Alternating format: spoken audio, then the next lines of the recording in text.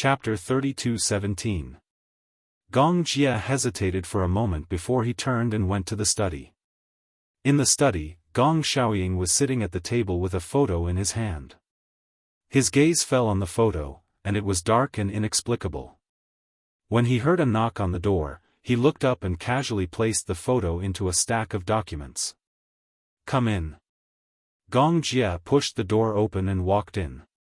He looked at him and said respectfully, "Father, you were looking for me?" When Gong Xiaoying saw that it was him, he slowly stood up and walked in front of him, sizing him up. "Kid, you seem to have disappeared from the face of the earth some time ago. I don't know where you went to fool around again." When Gong Jia heard this, he felt extremely guilty, but he pretended to be calm and explained, "I went to Africa some time ago to follow a batch of orders." "Africa?" Gong Xiaoying smirked coldly and said in a low voice, "I've checked your whereabouts. You've been in Z country some time ago." Gong Jia was speechless. He secretly suspected that his father had sent someone to follow him or had deliberately investigated his whereabouts. However, Gong Xiaoying said, "Why? Are you hiding something from me?" Gong Jia said, "No." "No?" Gong Xiaoying probed, "You've been going to Z country. Don't tell me that you've kept a little pet there and can't bear to come back." Gong Jia knew that the little pet Gong Xiaoying was referring to was a woman. He said, "Father, you didn't send someone to follow me, did you?" "No, I didn't. I just saw that you were always distracted, so I was just asking." However, Gong Xiaoying did not expose him. The father and son looked at each other for a long time. In their eyes, they were sizing each other up and probing each other. Gong Xiaoying had summoned him to get some information from him. However, this kid had sealed his mouth tightly and did not say a word. He knew that he would not be able to get any information from him. Hence, he said, "Go back. I have nothing else to ask you." Gong Jia wondered if his father had sent someone to investigate his whereabouts, or if his father had followed his trail and found out about Xianxia. However, it wasn't appropriate for him to directly ask about these doubts. If it wasn't true, it would be like him confessing without being pressed. Or perhaps, his father was just testing him. He didn't know about Xianxia at all. Thinking of this, he had mixed feelings, but he didn't say anything and left the room. Gong Xiaoying saw the door close and returned to the desk with a complicated expression. He took out the photo from the pile of documents. This was a photo taken by Xianxia for a fashion magazine. He sent someone to investigate Xianxia's whereabouts.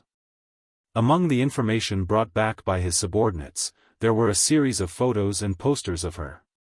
He only kept this one because it had Mu Qingqing's shadow in it. Based on this photo alone, he was certain that the woman in the photo was his daughter. He had always thought that his daughter was no longer in this world. Mu Qingqing had given birth to a pair of twins for him. However, he had always thought that this daughter had unfortunately died. He didn't expect that she was still alive. Xianxia, that was his daughter's name. Chapter 32:18. On the eve of the wedding, there was a lot of preparation work. Mu Yaja started preparing a month in advance to avoid being flustered due to the lack of time. The wedding invitations had been sent out one after another. This time, the invitations were personally designed by Xianxia. After her confinement, she did not make a comeback immediately. When she was at home, she would read some reference books and think about the setting and invitations for the wedding. In order to be able to participate as much as she could, she learned some graphic design. The design of the invitation was very special. With a red background, a gold inlaid border, and a hollowed-out rose, it was a combination of Chinese and Western, adding to the festive atmosphere. After the invitations were sent out, they had to start preparing the details of the wedding. For example, the bridesmaids and groomsmen. Yu suggested forming a group of sisters, but Xianxia did not have many close friends. Those who had been married before could not be the bridesmaids.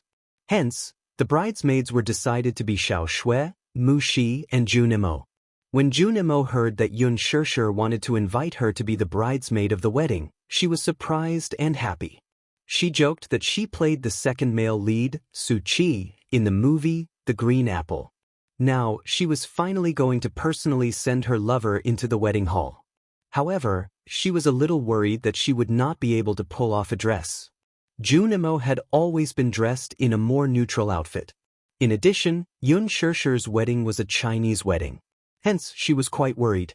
However, the wedding planner said that if short-haired people would look out of place in traditional Chinese clothing, they could provide wigs. When Yun Shishir heard this, she immediately dragged the 3 bridesmaids to try on the makeup. After trying it on, she realized that Junimo looked very good in women's clothes. After all, her facial features were there. A good-looking person would look good in anything. Junimo felt a little awkward at first, but Yun Shishir repeatedly emphasized that this was the only wedding and they had to give face. Junimo could only bite the bullet and agree. There was no need to worry about the groomsmen. Lu Jinyu and Jiang Shen were the best candidates. Mu Yaja also invited Qin Zhou to be the groomsman. Such a joyous occasion, Qin Zhou was naturally happy. The bridesmaids and groomsmen were finally decided. When they came back in the evening, Yun Shishir showed Mu Yaja the photos of the bridesmaids trying on their makeup. Mu Yaja especially noticed Junmo's appearance. He recognized Junimo as the second male lead in the movie at a glance and felt that it was a little unbelievable. Who is she? Wasn't he playing the second male lead? Yun Shishir said reproachfully, "Have you forgotten? I've introduced her to you before. Her name is Junimo. She's a real girl. She was a musician and liked to dress in a neutral manner. Her fans had always called her Adonis or Adonis. She had suffered a little because of my wedding. It was said that this was the first time she had worn a dress since she was young. You've made me feel flattered." Mu Yaja held back his laughter and nodded. It's very beautiful." He asked again, "Have the invitations been sent out?" Actually, the VIP list for the wedding had been prepared long ago. Many of the invitations had been written long ago. However, there was an invitation that would never reach that person's hands. Chapter 32:19. This invitation card probably wouldn't be sent to him. However, she did not know why she had written his name on the invitation. When she came back to her senses, she realized that this invitation would not be sent to the other side of the world. She did not know if there would really be a heaven in this world like the legend said. She had seen a movie called The Postman of Heaven. The plot was about the male lead who was once an elite in the IT industry. He had a successful career and a flamboyant personality. However, due to an accident, he became a vegetable. God gave him 2 more weeks of life as a condition for him to be the postman of heaven. He would deliver letters between heaven and the human world, bringing hope to those who had lost their loved ones. She did not know if this invitation could be sent to heaven. If Gu Xingze was really in heaven, would he wish her happiness too? Thinking of this name, the rims of her eyes turned slightly sour again. In the past, she did not dare to hope too much for happiness, because once she became happy, she felt uneasy at the thought that this happiness was built on Gu Xingze sacrificing his life to protect her. It was too selfish of her. However, Qin Zhou said that Gu Xingze risked his life to protect her only because he hoped that she could be the continuation of his life. She could replace him and enjoy the joys and sorrows of life. She gradually got rid of the trauma. "Xingze, are you okay?" Yun Shishir smiled and mumbled as she slowly closed the invitation. Mu Yaja pushed open the door of the study and walked in. He saw her sitting alone at the table, pressing an invitation to her chest. She looked a little lonely. He walked over and gently put his arm around her shoulders.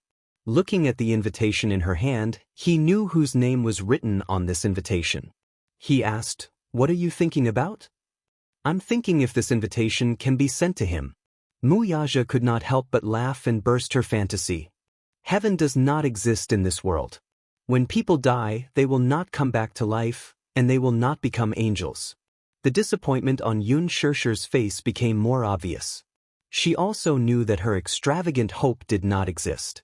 It was just her wishful thinking. He slowly squatted down in front of her, held her hand and said solemnly, "That's why, in my limited life, I'll cherish you." He reached out his hand and pinched her cheek gently. My dear wife, you're about to get married. Don't think about those unpleasant memories anymore. People will inevitably have regrets in their lives, but these regrets cannot be brushed aside for the rest of their lives. Yes. Xianxia put the invitation card back into the drawer and hugged him gently.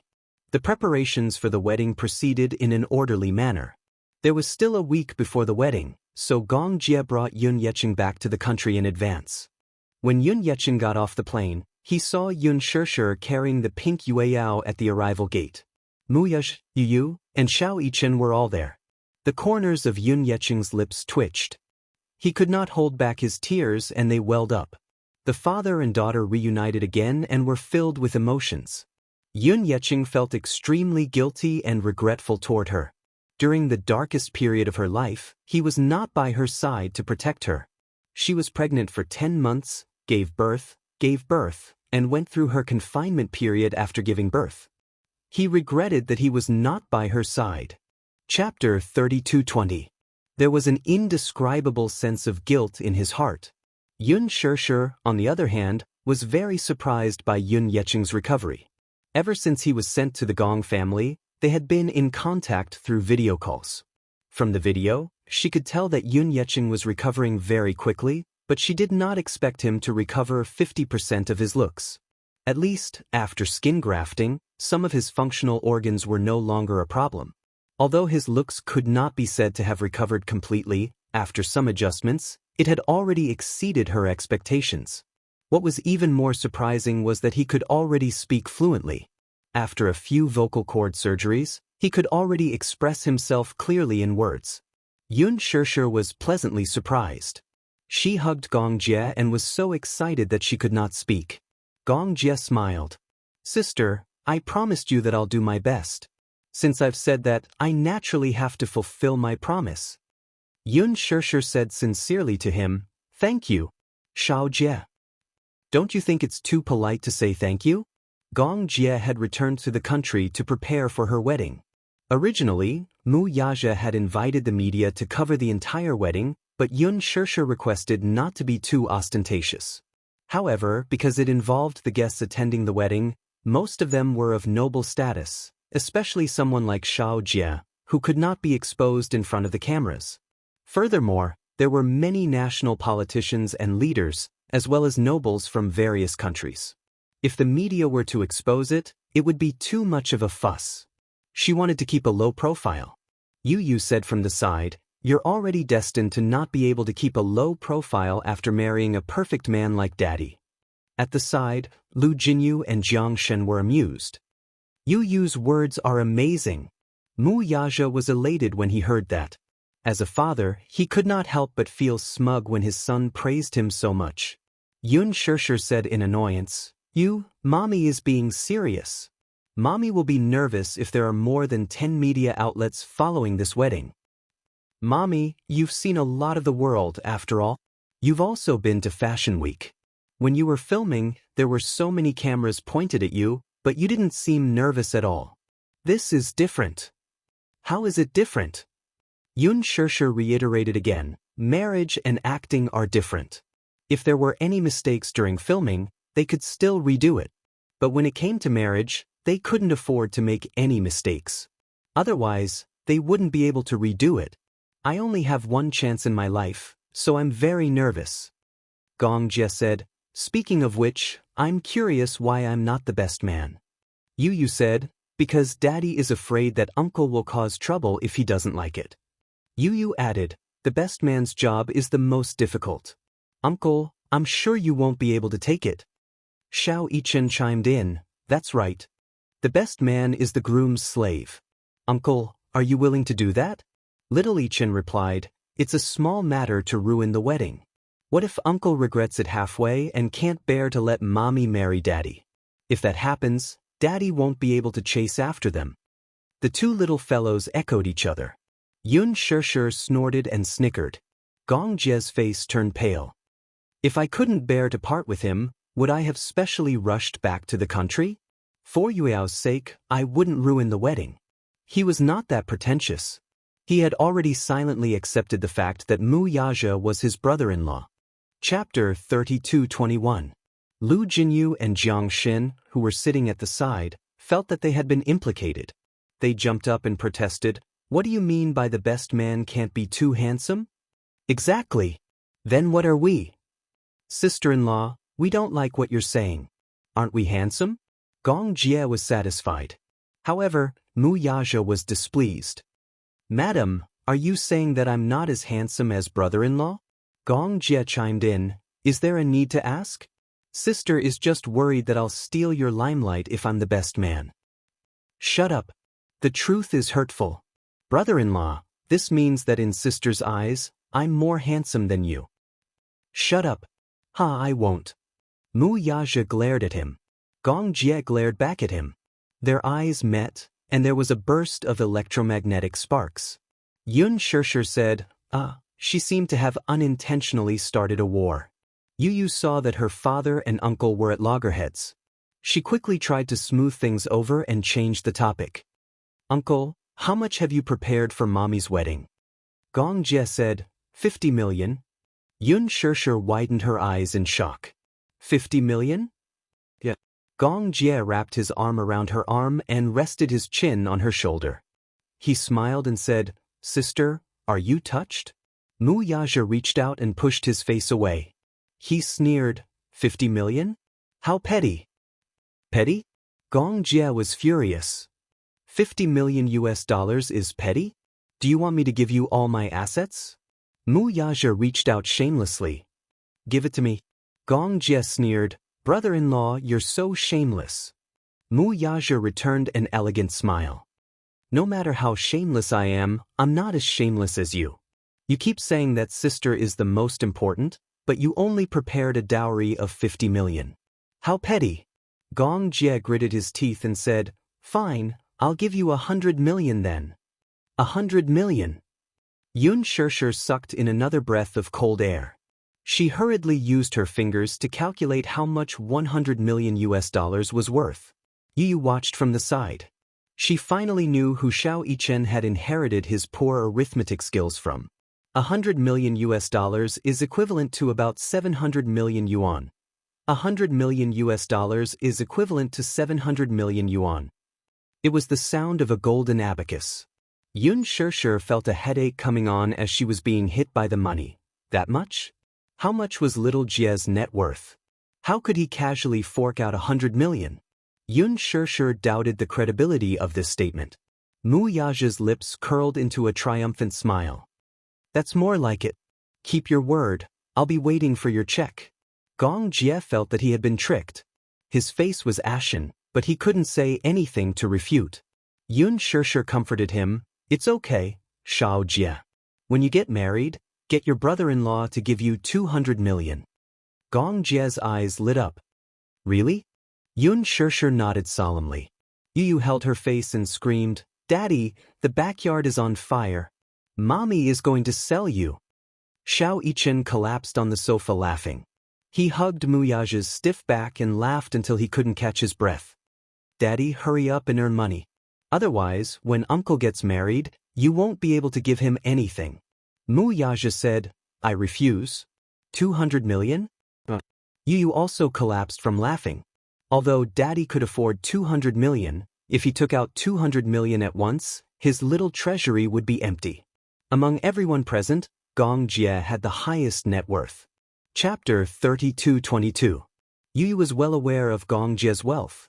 His wealth was comparable to that of a country's. The annual revenue from orders in North America alone was more than a few billion US dollars. After deducting the costs, the net profit was more than 3 billion US dollars. This was only the revenue from orders in North America. Apart from that, the total volume of arms sales in Africa was even more impressive. Most importantly, Gong Jie owned 2 military factories. The arms produced by these factories were sold to various countries and were very profitable. Yu had once described Gong Jie as his uncle. He was so rich that his hand would be greasy when he touched it. Hence, 100 million US dollars was nothing to him. However, this amount was still relatively objective for his daddy. Yu's heart ached for his daddy for a few seconds. Hua Jin had rushed over from the filming set. When he opened the door and saw Gong Jie, his back stiffened instantly. Oh my god, the crown prince was here again. It was the Devil King. Hua Jin deliberately walked around Gong Jie and sat next to Xiao Yichen. Gong Jie noticed that Hua Jin seemed to be avoiding him and frowned slightly. Why are you avoiding me? Do you think I will eat you? You will. However, Hua Jin only dared to keep these words to himself. He did not dare to say it out loud. Gong Jie was his nemesis. In his heart, Gong Jie had always been on the level of a demon king. I'm not going to talk to you anymore. I'm going to hug my little niece. As he said this, Gong Jie stood up and walked towards the baby's room. He had been so focused on discussing the wedding that he had not seen the little Yueyao that he had been thinking about day and night. When he walked into the baby's room, little Yueyao was sleeping soundly in the cradle. Gong Jie did not want to disturb her, so he sat quietly by the side and rested his chin on one hand. He leaned against the side of the bed and looked at her quietly. After watching for a long time, the little Yueyao yawned and woke up in a daze. Interestingly enough, when he saw her yawn, he unconsciously followed suit and yawned as well. It was said that if one party yawned, the other party would also be affected. Little Yueyao opened his eyes and looked around. When he saw Gong Jie, he raised his eyebrows slightly and raised his little hand to point at him. In Gong Jie's eyes, it looked like he was greeting him. This squishy little ball obviously recognized Gong Jie. She kicked her little legs excitedly, opened her little hands, and scratched at him. He was obviously asking for a hug. His niece was asking for a hug. As her uncle, he was naturally happy to oblige. Gong Jie reached out and held little Yueyao in his arms under the little girl's armpit. But the next scene made him not know whether to laugh or cry. Perhaps it was because she had slept for too long, but the little girl was a little hungry. She pulled Gong Jie's clothes with familiarity, opened her little mouth, and accurately sucked on Gong Jie's chest through his clothes. Gong Jie's back stiffened. He lowered his head and looked at the little Yueyao's greedy face. Her little mouth left a circle of water on his clothes. He was speechless. Where did he get the milk from? This scene was coincidentally seen by Yu, who pushed the door open and walked in. At first, she was stunned for a moment, then she laughed until she was convulsing with laughter. Haha. Yu's laughter attracted a group of people over. Chapter 32-23. Gong Jie's face was gloomy. He didn't know whether to laugh or cry and looked helpless. When he saw Mu Yaja enter, he became even more embarrassed and asked Yun Shirshir for help. Sister? Ha! Yun Shirshir was also laughing so hard that she doubled over. Gong Jie said angrily, Sister, you're still laughing at me. Hurry up and feed her. Yun Shirshir laughed and said, Just you wait. She turned around to get the milk bottle. Then she walked over and handed it to Gong Jie. Gong Jie looked at the milk bottle and was stunned for a moment. After Yun Shirshir explained, he realized that Yueyao had used too much force when she was drinking milk and it always hurt her. Hence, she used a breast pump to suck all the milk into the milk bottle and then used the milk bottle to feed Yueyao. She must have been drinking the milk bottle for a long time. Gong Jie shook the milk bottle gently and then brought the pacifier to Yueyao's mouth. The little girl opened her small pink mouth and sucked on the pacifier. Then she drank the milk with relish. Yun Shirshir couldn't help sneaking glances at the water stains on his chest from the corner of her eye. She couldn't help but laugh secretly from time to time. After Yueyao's 100th day celebration, Gong Jie went abroad. Even though he hadn't held Yueyao for a long time, he was still very familiar with the way he held her. When Yu saw this, he secretly whispered in Xiao Yichen's ear, Uncle's way of holding Yueyao is so professional. He's much more qualified than Daddy. Mu Yaja heard him. He grabbed him by the ear and said darkly, What are you saying about me again? I'm just saying that Uncle's way of holding Yueyao is so professional. He'll definitely be a qualified stay-at-home dad in the future. Am I not? Of course Daddy is. Otherwise, how could he have raised Yueyao so well? Mu Yaja was finally satisfied. Gong Jie watched Yueyao suckle and asked, Can she talk now? Not yet. Little sister has just learned how to sit. That day, when they went out to play, little Yueyao suddenly sat up in order to snatch the toy from Yu's hands. This gave Yu a fright. After returning home, Yu told Mu Yaja and Yun Shirshir that his little sister could sit up on her own.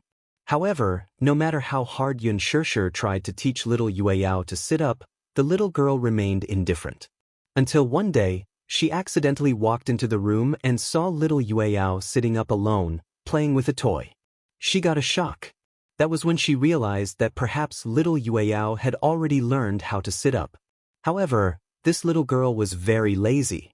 Unless she was attracted by something, she would rather lie down than sit up. Gong Jie did not believe her. He moved the milk bottle away and looked at Yueyao patiently. Yueyao, call me uncle. Yeah, uncle. Yeah, Gong Jie had an "I've lost to you" expression on his face. Yun Shirshir said, she can't talk yet. If you teach her like this, she'll only think that you're playing with her. When she can talk, I'll definitely make her call me uncle first. No way. Mu Yaja disagreed. Give up. The first person she would call would definitely be daddy or mommy. Uncle? Dream on. Gong Jie sneered. How easy is it to pronounce uncle? Daddy is so difficult. Little Yueyao will definitely not be able to learn it. However, a certain man was very confident. My daughter is so smart. No matter how difficult it is, she'll be able to learn it. Chapter 32-24. Brother-in-law, let's bet that the first person Yueyao calls is uncle. When Yu heard this, he protested unhappily. Why can't she call me brother? Gong Jie smacked the back of his head and said in disdain, Go away. This is none of your business. Yu held the back of his head and glared at him fiercely. Suddenly, he thought of something and smiled slyly. He turned around and whispered something in Xiao Yichen's ear. The latter gave Yu a knowing look and smiled mysteriously at him. The two little lads smiled slyly. At night, Yu and Xiao Yichen tiptoed through the bedroom door and slipped into the master bedroom. The door to the master bedroom was ajar. Little Yichen tiptoed into the nursery in the master bedroom and walked to the side of the cradle. He poked his head over and saw that little Yueyao was awake. Her big eyes were wide open, and when she saw him, she was so excited that her eyes squinted and she smiled. Her little legs kicked in excitement. Xiao Yichen immediately put his finger up and gestured for her to keep quiet. However, little Yueyao did not understand what he was gesturing at. Instead, she was curious. She widened her eyes and tilted her head in confusion. He bent down and carefully picked up little Yueyao. Then he carried his little sister and slipped out of the room and into his own bedroom. Yu took out the milk bottle and let Xiao Yichen carry little Yueyao. He first fed his beloved little sister milk. When the little girl was full, Xiao Yichen carried little Yueyao in his arms. Yu looked at her and smiled gently. Yueyao, brother will teach you how to speak, okay? Little Yueyao smacked her lips. Her bright eyes sparkled under the moonlight. Yu grabbed her little hand and said word by word, Brother, brother. He deliberately spoke slowly and enunciated each word clearly. He was teaching her seriously. When Yueyao heard this, she was tickled by his slow speech and especially amused expression. She kicked her little legs excitedly and giggled. Yu was confused and repeated, Yueyao, call brother. Brother? Ha! Little Yueyao kicked her little legs excitedly again. Yu held his forehead. He felt inexplicably helpless. Xiao Yichen quickly comforted him and said, Yu, don't be anxious. My sister is only 6 months old. Teaching her to speak at this time is already ahead of schedule. Moreover, she doesn't know anything and needs to be taught patiently. Hearing this, he innocently replied, Sis doesn't seem to understand what I'm saying. You're so big, but you can't understand what others are saying. Take it slow. Xiao Yichen grinned and said, You have to teach her how to call you brother first. Uncle and daddy will be furious. That's right. When Yu thought of how Gong Jie would look when he heard Yueyao calling him brother, he perked up again. Brother, ha, brother, brother, ha. In the end, Yu's throat was almost smoking from teaching. He didn't know how this little one could laugh so easily. She couldn't stop laughing. You love to laugh. Chapter 32-25. Yu pinched her tender cheeks, only to see Yueyao yawn. He hurriedly said, Hurry up and send her back to sleep. Xiao Yichen nodded and secretly carried Yueyao back to her room. The next day, at night, Yu calculated the time. He already knew his little sister's schedule like the back of his hand. He knew what time she would wake up in the middle of the night and when she would want to drink milk. Hence, he secretly carried Yueyao back to his room and patiently taught her how to speak over and over again. When Yueyao was sleepy, Xiao Yichen would carry her back to the nursery. However, after 4 to 5 days, little Yueyao did not seem to have made any progress. When he taught her to call him Big Brother, she would sometimes get impatient and kick him with her little feet. Yu could not help but feel aggrieved. After all, his mommy said that he could already say, mommy, when he was 5 months old. The pronunciation of mommy and mommy were several times more difficult than gij. In the end, after so many days of teaching, there was still no progress. Yu could not help but feel a little disappointed. Even so, he did not give up. On the eve of the wedding, Mu Yaja withdrew a stack of brand new banknotes from the bank. These banknotes were to be used to prepare red packets for the children. Each red packet contained $888, $800 bills, 8 $10 bills, and 8 $1 bills. The amount was not large and was purely for luck. However, these red packets had to be packed by hand. Yu and Xiao Yichen volunteered to pack the red packets. When Yun Shishir saw that they had volunteered to share the burden, she went to the garden with peace of mind and cut some Chinese roses to be used as the bride's bouquet. On the day of the wedding, they would have an outdoor wedding and an indoor one. The outdoor wedding would be a Western-style lawn wedding, while the indoor wedding would be a traditional Chinese wedding. A Western-style wedding would have a relaxed and romantic atmosphere, while a Chinese wedding would be grand and solemn. This was also the final result of the discussion between Yun Shishir and Mu Yaja. There were both Western and Chinese elements, and they did not conflict with each other. A lawn wedding was for the young guests. It was relaxing and romantic, but as the main venue, the wedding was more solemn. After Yu and Xiao Yichen sealed the red packets, another red packet appeared. Yu said that he wanted to give the red packet to his little sister. As soon as they reached the baby's room, Yu leaned over the crib and stuffed the red packet into little Yueyao's hand. Here, little sister.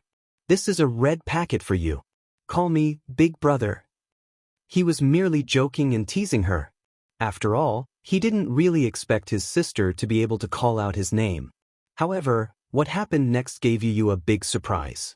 Little Yueyao reached out her little hand and pinched the corner of the red packet tightly. Her other hand fiddled with the red packet curiously, not knowing what was inside. She held the red packet with one hand, opened and closed her little mouth, and said 2 words. Yu was really shocked. He nervously held his breath and listened carefully. Little Yueyao gave him face. She waved the red packet in her hand and said with saliva bubbling from her pink little mouth, Big Brother, wow. Yu was so excited that he almost jumped 3 feet high. Chapter 32:26. Yu hurriedly picked up little Yueyao and ran into the living room. Yun Shishir was meticulously arranging the bouquet. Yu carried little Yueyao to Yun Shishir. She was so excited that she didn't know what to do. Mommy, Mommy, little sister can speak. And the first person she can call is Big Brother. When Xiao Yichen heard this, she leaned over in surprise.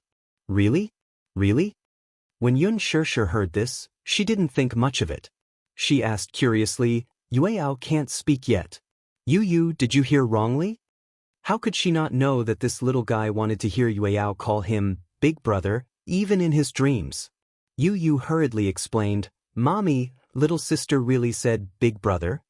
I really heard it loud and clear. How could I have heard wrongly? No one taught her to call him Big Brother. Why would she call him Big Brother, for no reason? Yun Shishir only knew that Gong Jie and Mu Yaja had been secretly teaching little Yueyao to call him Uncle and Daddy. These 2 clowns seemed to be racing against time, fighting to be the first person Yueyao would call out Uncle or Daddy. Especially Mu Yaja. In order to make Yueyao open her mouth, he had used all sorts of methods. He had even used Yueyao's favorite toy to seduce her, but he still couldn't get her to open her mouth. There was nothing he could do about it. How old was Yueyao? She was more than 5 months old and still couldn't speak coherently. She could only vaguely use a few syllables to indicate her emotions. She would have to wait for 6 or 7 months before she could speak. However, they couldn't rule out the possibility of her speaking earlier. Yu said, "Mommy, it's true. I've been teaching little sister to call him Big Brother for the past few days. Didn't Mommy say that I also learned to speak earlier? Maybe little sister is smarter than me?" As he spoke, as if afraid that Xianxia wouldn't believe him, he gently squeezed Yueyao's little hand and said patiently, "Little sister, Mommy doesn't believe you. Hurry up and tell Mommy, what did you say just now?" Little Yueyao acted as if he did not hear what Yu said. He was still focused on the red packet in his hand. Her little hand was holding the red packet, almost tearing it apart, but she was playing with it enthusiastically. Yu tried her best to attract her attention. She shook her little hand and said gently, "Little sister, didn't you call me very clearly just now? Why aren't you barking now? Come on, let Mommy hear it. She doesn't believe me." "Big brother, little sister, quickly call him Big Brother." When little Yueyao heard this, she thought that he wanted to play with the red packet in her hand, so she immediately raised the red packet in her hand and generously handed it to him. Yu was instantly amused and didn't know whether to laugh or cry. However, he still emphasized, "Mommy, Yueyao really did call me Big Brother." "Really?" Xianxia's eyes turned into crescents. She smiled and said, "Okay, Mommy got it. Maybe it's just a coincidence that little sister called him that once. There's still plenty of time in the future, so there will be more opportunities." Xiao Yichen couldn't help but feel a little regretful that he didn't hear Yueyao call him Big Brother. However, according to what Mommy said, there was still plenty of time in the future. Moreover, he was very open-minded. Even if he wasn't the first to learn to call him Big Brother, it didn't affect his love for his little sister. Little Yueyao yawned lightly, as if she was a little sleepy. Chapter 32:27. Okay. Yu obediently carried Yueyao into the room. When she came out, she sat next to Xianxia and asked curiously, "Mommy, the wedding is the day after tomorrow. Are you nervous?" Xianxia was stunned when she heard this. She nodded slightly and said with a red face, "I'd be lying if I said I wasn't nervous. Of course I'm nervous." Even though she had already rehearsed the wedding ceremony, she felt increasingly nervous as the wedding date approached. She didn't know why she was nervous, but she just felt nervous. Yu covered her mouth and giggled. "Is Daddy nervous too?" "Daddy seems to be busy with the wedding recently," Xiao Yichen mumbled. "Sometimes he can't even make it back for dinner. He's busy decorating the venue. I told him that there would be someone to decorate the venue, but he wouldn't listen. He said that it's his own wedding, so he has to do everything himself. I even went to the bridal chamber with Daddy yesterday. It's so beautifully decorated." The bridal chamber was at Xianxia. Therefore, when the bride was picked up, they had to bring her to Xianxia before going to Xianxia Resort for the wedding. The night before the wedding, Mu Yaja went to the bridal chamber according to wedding tradition. At night, Xianxia was so nervous that she couldn't sleep. She had to get up early the next morning to wash up and dress up, but she still couldn't sleep until midnight. She was worried that something would go wrong at the wedding the next day. She didn't know if Mu Yaja was asleep, so she sent a text message. "Would be, are you asleep?" Within a few seconds, Mu Yaja replied, "Not yet. You're still awake?" Xianxia pursed her lips and dialed his number. Mu Yaja picked up the phone and asked her why she wasn't asleep. Xianxia said coquettishly, "I'm so nervous that I can't sleep." "Why would I be nervous? Aren't you nervous? Close your eyes and don't let your imagination run wild. You'll fall asleep soon." "But," Xianxia said hesitantly, "I'm nervous about whether the wedding will go smoothly tomorrow." On the other end, the man laughed when he heard that. "If I can't even handle a wedding, how can I be worthy of being your man?" These words were very pleasing to her ears. Her man was so reliable and gave her a great sense of security. Her heart was filled with sweetness. Xianxia then said, "Then I'll go to bed early. You should rest early too." After hanging up the phone, Xianxia turned off the wall lamp and fell asleep peacefully. The next day, the alarm clock went off at 5 o'clock. Yun Shirshir woke up with a start. She was still a little groggy at first, but Yu knocked on the door and said, "Mommy, the makeup artist is here." She immediately woke up, and her sleepiness disappeared. She immediately went to the bathroom to wash up, and then opened the door. Outside the door, two makeup artists in well-ironed uniforms were dragging suitcases in their hands. This suitcase was filled with the equipment needed for the makeup. When they saw Yun Shirshir, the two makeup artists were surprised. "Oh, the bride's skin is so good. I put on a facial mask last night." The makeup artists looked at each other and smiled. Then they said to Yun Shirshir, "Shall we start the makeup?"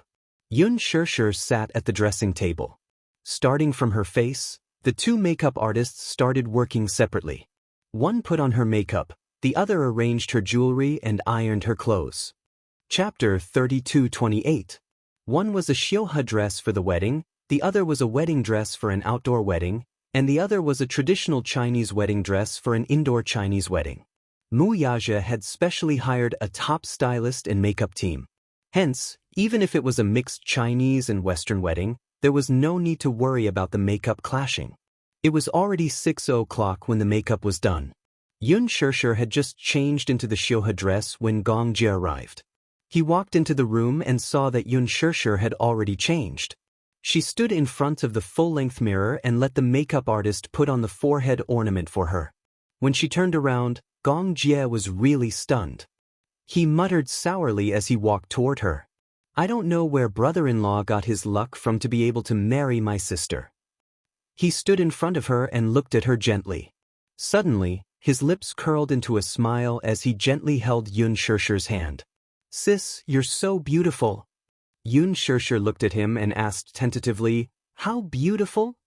"The world's most beautiful." "You only know how to make me happy." "How am I making you happy?" "You're so beautiful that I can't bear to marry you off." Gong Jie's words were sincere, especially when he saw Yun Shirshir's beautiful side. He cursed fiercely in his heart. He did not know what methods Mu Yaja had used to kidnap his sister. "He won't be able to welcome you easily today." Gong Jie laughed sinisterly. "I learned about the process of a Chinese wedding last night. It said that the groom's family has to guard the door when he welcomes the bride. He won't be able to enter the door so easily." Yun Shirshir asked nervously, "What are you going to do?" Gong Jie only sneered and did not say anything. At 7 o'clock, Xiao Shui, Mu Shi, and Jun Imo arrived. They had changed into their bridesmaid outfits and had their makeup done in advance. Hua Jin also hurried over. As a member of the bride's family, he was in charge of guarding the door. At that time, they would just have to wait for the groom to come and fetch the bride. At 8 o'clock in the morning, Mu Yaja arrived with his motorcade. All of them were Bentleys, and the first one was his limited edition Rolls-Royce. When he reached the door, Gong Jie closed the door and gave him the cold shoulder. According to tradition, when the groom fetched the bride's family would definitely guard the door. However, if it were an ordinary family, it would be much easier for Mu Yaja to deal with. All he had to do was to stuff red packets under the door. Mu Yaja had specially given out a few hundred red packets last night. But the problem was, would these red packets be enough for Gong Jie? A certain man had already stuffed dozens of red packets through the crack of the door. Hua Jin had already filled a bag with red packets, but the Gong Jie guarding the door still had no intention of letting him go. "Brother-in-law, this red packet is not enough to open the door." The groomsmen behind Mu Yaja immediately became restless. Lu Jinyu went to Mu Yaja's door and whispered, "Brother-in-law, this brother-in-law guarding the door doesn't seem easy to deal with." Jiang Shun was also anxious. "How many red packets have we stuffed? Shouldn't he let us go now?" Mu Yaja had already expected the Gong Jie to block the door, but today was a special day and he could not afford to be careless. Hence, he asked calmly, "Shao Jie, what do I have to do for you to let me in?" "Do 100 push-ups first." 100 push-ups. Gong Jie said again, "Do it in one go. You're not allowed to stop." Chapter 32:29. "Oh my God!" Lu Jinyu exclaimed. His arms are going to be crippled if he does 100 push-ups in a row. How can he carry the bride? Hua Jin's voice came from inside. Not only the groom, but the groomsman has to do it too. Jiang Shun was flustered when he heard that. He lowered his voice and said, "Boss, you told me that being the groomsman isn't a good job. I really believed you." "Cut the crap." Mu Yaja handed him the bouquet. "Hold it for me first." Jiang Shun took the bouquet from him, only to see Mu Yaja lying on the floor and doing push-ups one after another without a word. Lu Jinyu broke out in a cold sweat as he watched from the side. His legs turned to jelly at the thought of having to do 100 push-ups later. Doing 100 push-ups was definitely not an easy task. Even though Mu Yaja had amazing stamina, his handsome face was flushed red and beads of perspiration were dripping down his face when he did the 80th push-up. Gong Jie counted carefully through the peephole. When Mu Yaja finished 100 push-ups, he said, "The groomsmen can start too." Jiang Shen and Lu Jinyu had the urge to run away when they heard that. Mu Yaja glanced at them and said, "What are you waiting for?" Since boss had given the order, they had to pull up their pants and do as he said. Lu Jinyu even loosened his belt and looked like he wanted to say something. He shot a resentful look at Mu Yaja before lying on the ground with Jiang Shun and starting to do push-ups. Qin Zhou felt miserable and said indignantly, "Chairman Mu, why didn't you say so earlier? Why are you torturing your groomsmen? Cut the crap. Do 100 push-ups quickly." Qin Zhou was so angry that his stomach hurt. He patted his stomach and secretly encouraged himself before lying on the ground with a long face. The 3 pitiful groomsmen were doing push-ups one after another on the ground. At first, they looked decent and could be considered standard. However, they gradually lost their stamina, especially Jiang Shen, who had been neglecting his exercise for the past few days. When he reached the 80th push-up, he felt that it was no longer a push-up. It was a salted fish. Lu Jinyu was the first to finish. After he got up, he slumped onto the ground and began to doubt his life. Mu Yaja thoughtfully handed him a handkerchief. Lu Jinyu took it weakly and leaned against the wall, no longer caring about his poise. Jiang Xin and Qin Zhou finished at the same time. Both of them looked like they wanted to cry. Qin Zhou said, "I've never done so many push-ups in my life." Mu Yaja faced the door and asked, "Can we go in now?" Gong Jie's voice drifted out. "How can it be so simple?" Jiang Shun felt a lingering fear. "Don't tell me you're up to something again?" Gong Jie said, "Do another 100 sit-ups." Lu Jinyu almost fell to the ground. Qin Zhou finally understood what was going on. He moved closer to Mu Yaja and said in a low voice, "Chairman Mu, I can see what he's trying to do to you. This brother-in-law of yours wants you to bow down and beg for mercy. Perhaps he'll let you in then." Beg for mercy? When Mu Yaja heard this, he realized that Qin Zhou had the same idea as him. Indeed, he and Gong Jie had always been at loggerheads. Now that he had such an opportunity, it was obvious that he wouldn't let him in so easily. But asking him to beg for mercy? He would never do as he wished. Chapter 3230. Under Lu Jinyu and Jiang Shen's dumbfounded gazes, Mu Yaja sat on the floor and ordered, "Someone come and hold me down." Qin Zhou immediately walked over and held him down. Mu Yaja held the back of his head with both hands and started to sit up. Lu Jinyu broke out in a cold sweat as he watched. Inside the door, Gong Jie urged, "You have to be the best man too." Jiang Shen cried and begged, "Brother-in-law, spare me." Gong Jie said coldly, "Who's your brother-in-law?" Jiang Shen smacked his forehead. I can't call him that." He threw himself against the door and cried, "No matter who you are, you're the gatekeeper. You can't play like this. After 100 push-ups, my legs are weak. If I have to do another 100 sit-ups, I'd better jump down from upstairs." "Just jump. It's only the 2nd floor anyway." Lu Jinyu leaned against the door and discussed, "Brother, think about it from another perspective. On the day you get married, if your wife's biological brother stands at the door and asks you to do 100 push-ups, you won't be able to take it." Gong Jie said disdainfully, "To me, 100 push-ups is nothing. You guys are too weak." "Weak?" Lu Jinyu and Jiang Shen were not convinced when they heard this. "How dare he call us weak?" "No. Prove it to them. 100 sit-ups is a piece of cake." With that, Lu Jinyu sat on the floor and let Jiang Shun hold his legs down as he sat up. After everyone was done, Mu Yaja stood at the door, but Gong Jie still had no intention of letting him in. Xiao Shui ran out of the boudoir and walked to Gong Jie's side. Seeing that the poor groom had not been let in, she did not know whether to laugh or cry. "Xiao Jie, are you still not letting him in? Don't let the bride wait too long." Gong Jie said, "Help me tell sister that the bride should be more reserved." Xiao Shui. In the end, it was Mu Shi who ran out to plead for mercy. Only then did the Gong Jie reluctantly open the door and let Mu Yaja in. As soon as Mu Yaja walked in, his aura surged. Hua Jin was frightened by his aura and immediately raised his hands in surrender. "Brother-in-law, this is definitely not my idea."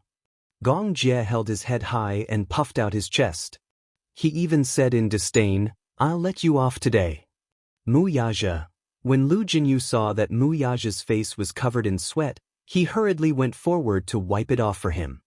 "You must be tired, brother-in-law." Gong Jie also smiled, but the way he looked at him was very evil. Mu Yaja stared at him for a long time, his face tense for a while, then suddenly revealed a peerless smile. "Just you wait, you will also have this day." Gong Jie also smiled provocatively. "We'll wait and see." Mu Yaja walked to the door and knocked. His voice suddenly became gentle. "I am here." In the room, Mu Shi heard the approaching footsteps and was even more nervous than Yun Shishir. It was only when Mu Yaja's gentle voice suddenly sounded close to the door that she subconsciously reached out to open the door. Xiao Shui quickly stopped her. "What are you doing?" "Ah." Mu Shi reacted and immediately retracted her hand. Xiao Shui glared at her and said, "You can't open the door now. How can it be so easy to see the bride?" "Shui." Outside the door, Mu Yaja gently called her name. "Be good and open the door." For a moment, Xiao Shui was mesmerized by his magnetic voice and subconsciously reached out to open the door. Chapter 32-31. Mu Yaja reached out and gently touched the bridge of his nose. He seemed to find the situation a little tricky. Qin Zhou, who was beside him, pushed him away. Jiang Shen and Lu Jinyu immediately pounced on the door and slammed it hard. "Open the door, open the door." "Bride, open the door." Yu and Xiao Yichen had just hidden their red high heels and walked to the door. When they heard Mu Yaja's voice, they snickered. "Red packets! Red packets!" Mu Yaja heard them and scolded inwardly, "These two little rascals. What happened to the cooperation between the inside and the outside?" He turned around and ordered Qin Zhou, "Stuff them with red packets." Qin Zhou quickly squatted down and stuffed the red packets through the crack of the door. Xiao Yichen said greedily, "Not enough, not enough. You want to send us away with these few red packets?" Qin Zhou continued to stuff the red packets in his hand into the door, but he still could not pass. Jiang Shen shouted pitifully from outside, "Sister-in-law, take pity on boss, please." Boss was tortured badly by his brother-in-law. He did more than 100 push-ups and sit-ups. He's so tired that he's about to collapse. Yun Shishir, who was sitting on the bed, covered her mouth and snickered when she heard the commotion. She had long expected that Xiao Jie would not let him in so easily. How could she not know? That was why she asked Xiao Shui and Mu Shi to plead for mercy. Xiao Jie listened to her and let Mu Yaja off. However, there was still a hurdle at the door of the boudoir. Zhu Nemo asked through the door, "Groom, do you know the bride's measurements?" Yun Shishir's face turned red when she heard the sound of jeering outside the door.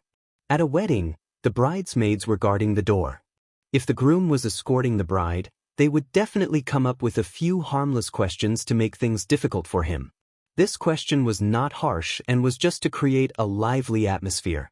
Mu Yaja smiled and said, "I know, but it's not convenient for me to reveal it." "Is it not convenient for you to reveal it, or you don't know?" "Of course I know." Xiao Shui commented, "Sure, your husband is so protective of you. There are so many groomsmen outside. Chairman Mu definitely won't say anything," Mu said. Zhu Nemo asked another question. "Groom, the bride is asking you if you have anything to say to her?" She quickly defended herself. "Zhu Nemo, I didn't say that." "Sure." June Imo gestured for her. Sure, Muyages, I love you, sure, I love you. This was moos of his heart. Qin Zhou was to Qin. However, Qin Zhou was not satisfied and said, Xiao Mu, that's all you've got. Muyaja smiled. I'm not done yet.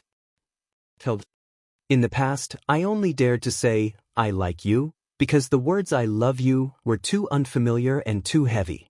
But from today onwards, I will say, I love you, to you every day. I've never been good at expressing myself, and I've made you suffer a lot. Along the way, we've been through ups and downs. Because of my personality, I'm not good with words and I don't know how to sweet talk. But do you know? Every time I see you, my heart says I love you, to you, whether you hear it or not. June Imo and Xiao Shui looked at each other. They were touched by his confession. Chapter 32-32. Muyaja continued, I swear. I'll protect you for the rest of my life so that you won't have to wander around and have no one to rely on. No matter how difficult the obstacles are, I'll overcome them for you. Mu Shi wavered when she heard this. She said to June Imo, why don't we let the groom in? Don't make things too difficult for him. June Imo then said, however, we can't let him in so easily. Groom, why don't you sing another song to the bride? Sing? Qin Zhou sized up Muyaja and was a little worried. Mr. Mu, can you sing a cappella? Muyaja deliberated for a moment. Suddenly, he tugged at his tie gently and sang softly. I want to sing to you while I'm young and picturesque, while I'm young and have sex, my dearest person. The journey is long, let's be together, I'll sing to you, give me your pure and innocent smile, we should be happy and blissful sunny times. I'll sing to you, touch you with my burning feelings. Okay, time is worth reminiscing and lingering, shy and blushing face, who can replace you? While I'm young and have sex, my dearest person, the journey is long, let's be together. Yun Shishir sat on the bed and listened. His voice was still clear through the door. He sang very well. In the past, she had always wanted him to sing to her, but he seemed to be very stingy and reserved. He was always reluctant to sing. Now, she was going to use this opportunity to feast her ears. The door slowly opened a gap. June Imo blocked the door and cleared her throat. Groom, do you want to come in? Seeing that the door was open, would Lu Jinyu and the rest give it a chance to close it? The group of people worked together to break the door open. However, even though they broke the door open, they still had to consider the 3 bridesmaids in front of the door, lest they get hurt by the door. Yu sighed. Daddy, congratulations on passing. Muyaja was in no mood to pay attention to him. At this moment, all his eyes fell on the bride sitting on the bed. It was almost 9 o'clock in the morning, and the sun shone through the window at an angle. Yun Shishir was wearing a red shioha dress as she sat upright on the bed. The gold border of her dress seemed to be plated with holy light. Her exquisite makeup, picturesque eyebrows, and bright red lips, however, did not appear to be rich. Instead, they appeared especially charming and seductive. Muyaja felt his body heating up. However, he knew that it wasn't because of the Gong Jia forcing him to drink 2 glasses of wine outside the door. It was because the woman in front of him was so beautiful that it was too tempting. Each of her outfits was custom-made by a famous designer. Her long hair was tied into a bun, and there weren't many decorations on it. A golden hairpin was enough to set off her exquisite makeup. Muyaja was looking forward to seeing her in a wedding dress during the lawn wedding. She would definitely be beautiful, dazzlingly beautiful. He slowly walked in front of her, knelt down on one knee, and presented the bouquet in his hand to her. Madam, I'm here. Yun Shishir was shy and nervous as she looked at the bouquet in his hand. Her hands were intertwined because of uneasiness. Muyaja gently guided her. Madam, come with me. Yun Shishir's gaze landed on him. Today, he was dressed more formally and handsomely than ever before. Chapter 32-33. He was dressed in a tailored suit, which made him look tall and slender. His hairstyle had also been carefully styled, and his handsome facial features had added a bit of heroic spirit to them. Even though they were together every day and hugged each other to sleep every night, today's occasion was too special. Coupled with the man's formal dressing, he looked even more handsome than before. It was to the extent that her heartbeat gradually lost its rhythm. Junimo reminded her cautiously, Sure, have you received the bouquet? The groom has been kneeling for a long time. Mu Yaja's affectionate look moved even the bridesmaids, and they could not bear to make things difficult for him. Yun Shirshir then reached out and gently took the bouquet from her. Before she could retract her hand, Mu Yaja's large palm covered her hand and held it tightly. He leaned forward slightly and hugged her shoulders. Mu Yaja whispered into her ear, My wife, you're so beautiful today. Yun Shirshir's face burned again. She was so embarrassed that she did not know what to do in front of everyone. Yu and Xiao Yichen suddenly said, Daddy, you can't take Mommy away now, okay? That's right. Daddy, you can't take Mommy away yet. The group of people was secretly amused by the two amusing little fellows. Mu Yaja was a little puzzled. What's wrong? Here. Look at Mommy's feet. Yun Shirshir stretched out her legs, only to see that her feet were bare. She looked up and glared at him with a red face, reminding him, Hurry up and find the shoes. Qin Zhou smacked his forehead and immediately said, Groom, the bridesmaids have hidden the high heels. You have to find them within the time limit, or else you won't be able to take the bride away. Mu, she said innocently, We didn't hide them, it was the two little guys. We don't know where they hid them. Mu Yaja glanced at Yu and Xiao Yichen. The latter pretended to look up and did not look at him. Were these two fellows really his sons? Not even a hint? Mu Yaja ordered, What are you waiting for? Find my shoes. At his command, Lu Jinyu and Jiang Xin immediately started rummaging through the cabinets. Qin Zhou, on the other hand, was very reserved. He was not like the others who were like wolves and tigers, leisurely opening drawers to look for wedding shoes. However, things were not as simple as they thought. The room was a suite.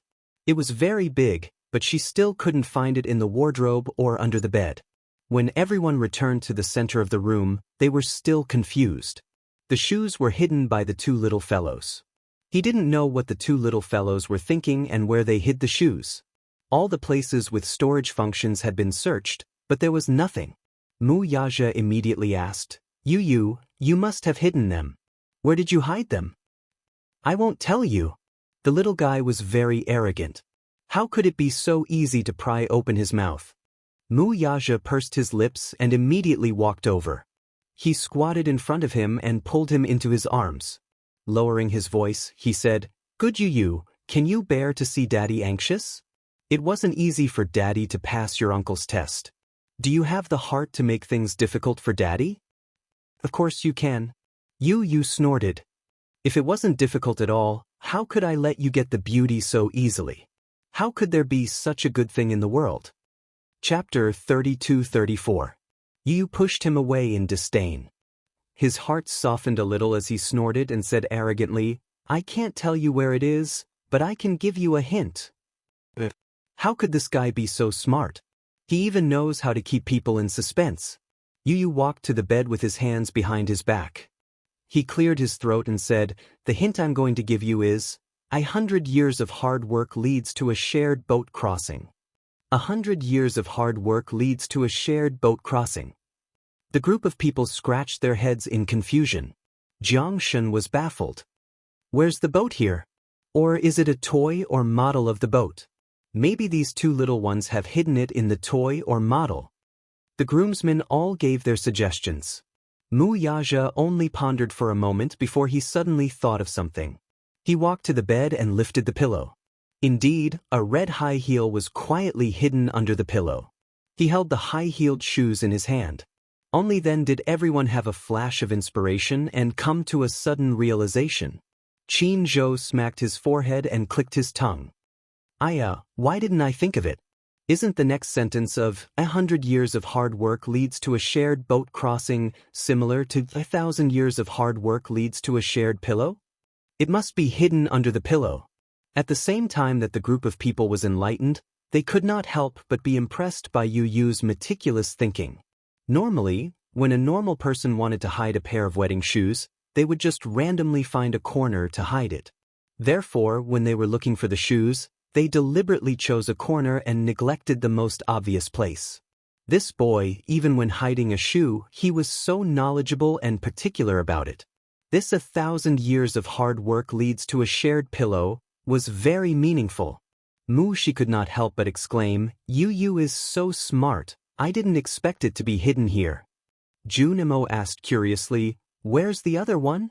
Yu immediately denied responsibility and said, Xiao Yichen hid the other one, not me. Mu Yaja turned to look at Xiao Yichen. The latter had a smug look on his face, as if he was waiting for a certain man to approach him.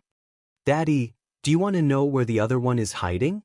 Little Yichen blinked his eyes mysteriously, appearing extremely unfathomable. Mu Yaja walked over and held his chubby little hand. He said fawningly, Yichen, you just received so many red packets from Daddy. You can't not help Daddy. Say something nice for me.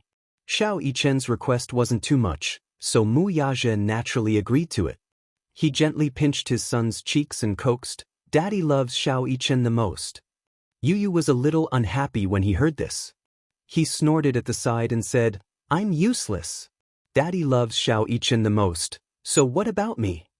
Everyone burst into laughter. Mu Yaja couldn't coax the two little guys to fight over Mommy's affection. However, in the end, Xiao Yichen made a request and asked Mu Yaja to carry his mommy and do a few deep squats. Amazing! Wasn't this making things difficult for him? Fortunately, Yun Shishir recovered well after giving birth. As she was pregnant, her figure was indeed a little out of shape when she just finished her confinement. However, she persevered and lost weight. However, no matter how thin she was, she still had some weight. Chapter 32-35. For the sake of finding the wedding shoes, Mu Yaja naturally obeyed. Thus, he carried Yun Shishir in his arms and did 10 standard push-ups.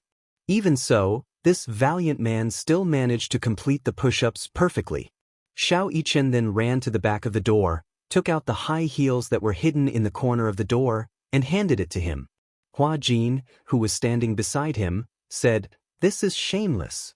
If the groom didn't find it, it doesn't count. Xiao Yichen put her hands on her hips and said, Why doesn't it count? I'm the groom's son. If I find it, it'll count as Daddy finding it.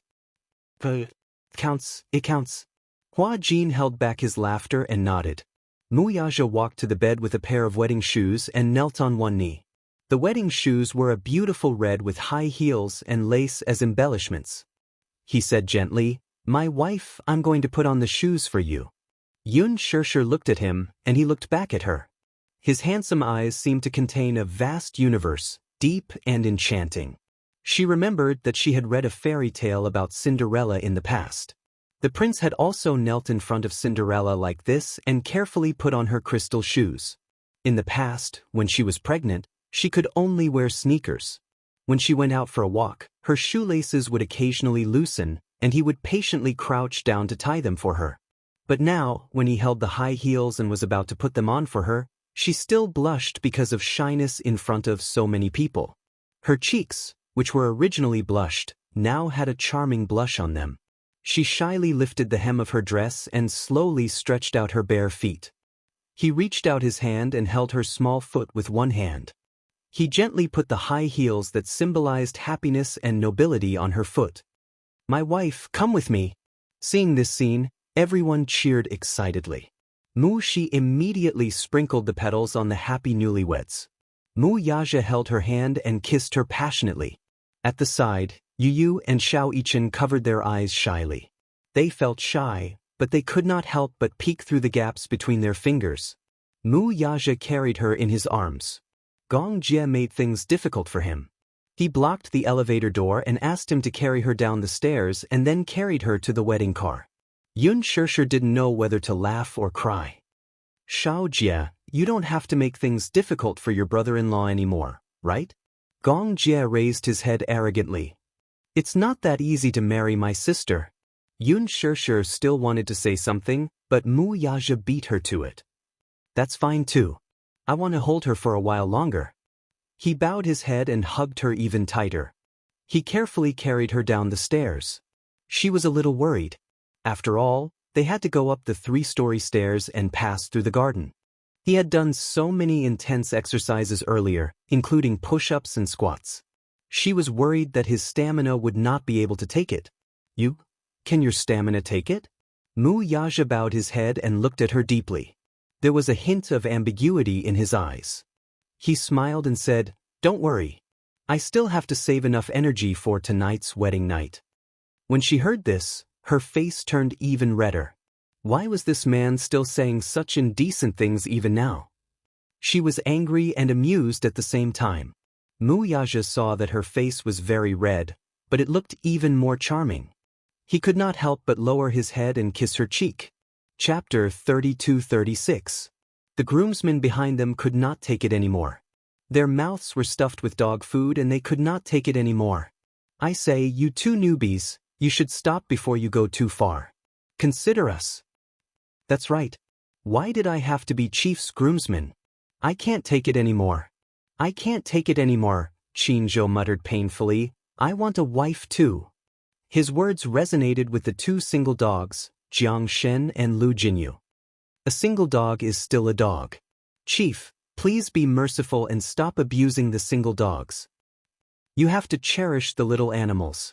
Yun Shishir became even more bashful at their incessant chatter and shyly buried her face in his chest.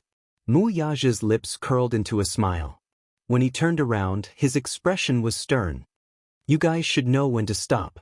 The group of people immediately shut up.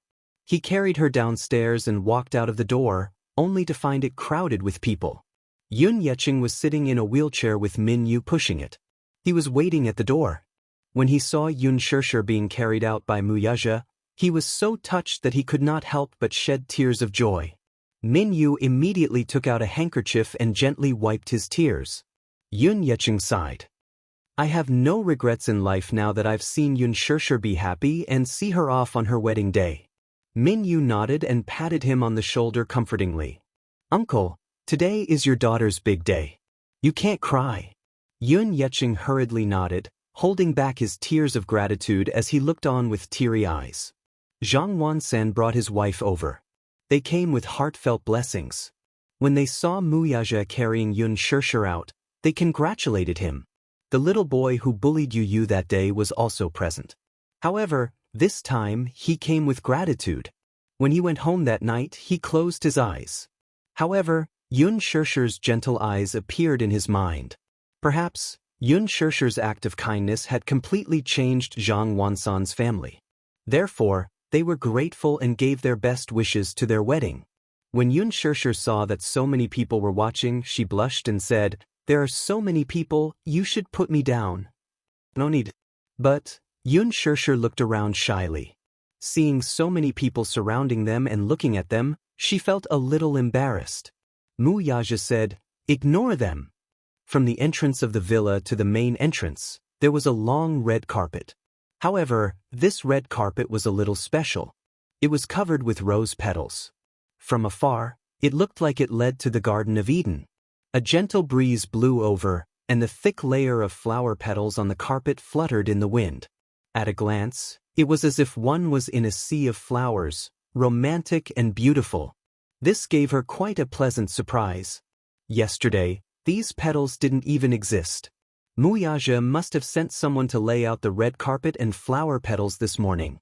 No wonder Xiao Shui could not hide her amazement when she walked in and said that she was especially looking forward to this wedding. She must have looked forward to it after seeing this romantic arrangement. These rose petals in sight were all genuine. It was not cheap to lay them out from home to the main entrance. He had spent a lot of money on this wedding. She was both heartbroken and touched. Chapter 32-37. However, he had said that this was the only wedding he had in his entire life. He had made it grand, not to show off, but to give her an unforgettable memory. He would record the entire wedding. He would keep this recording well. After the vicissitudes of time, when they were old and gray-haired, they would look back on these beautiful images together and feel a lot of emotions.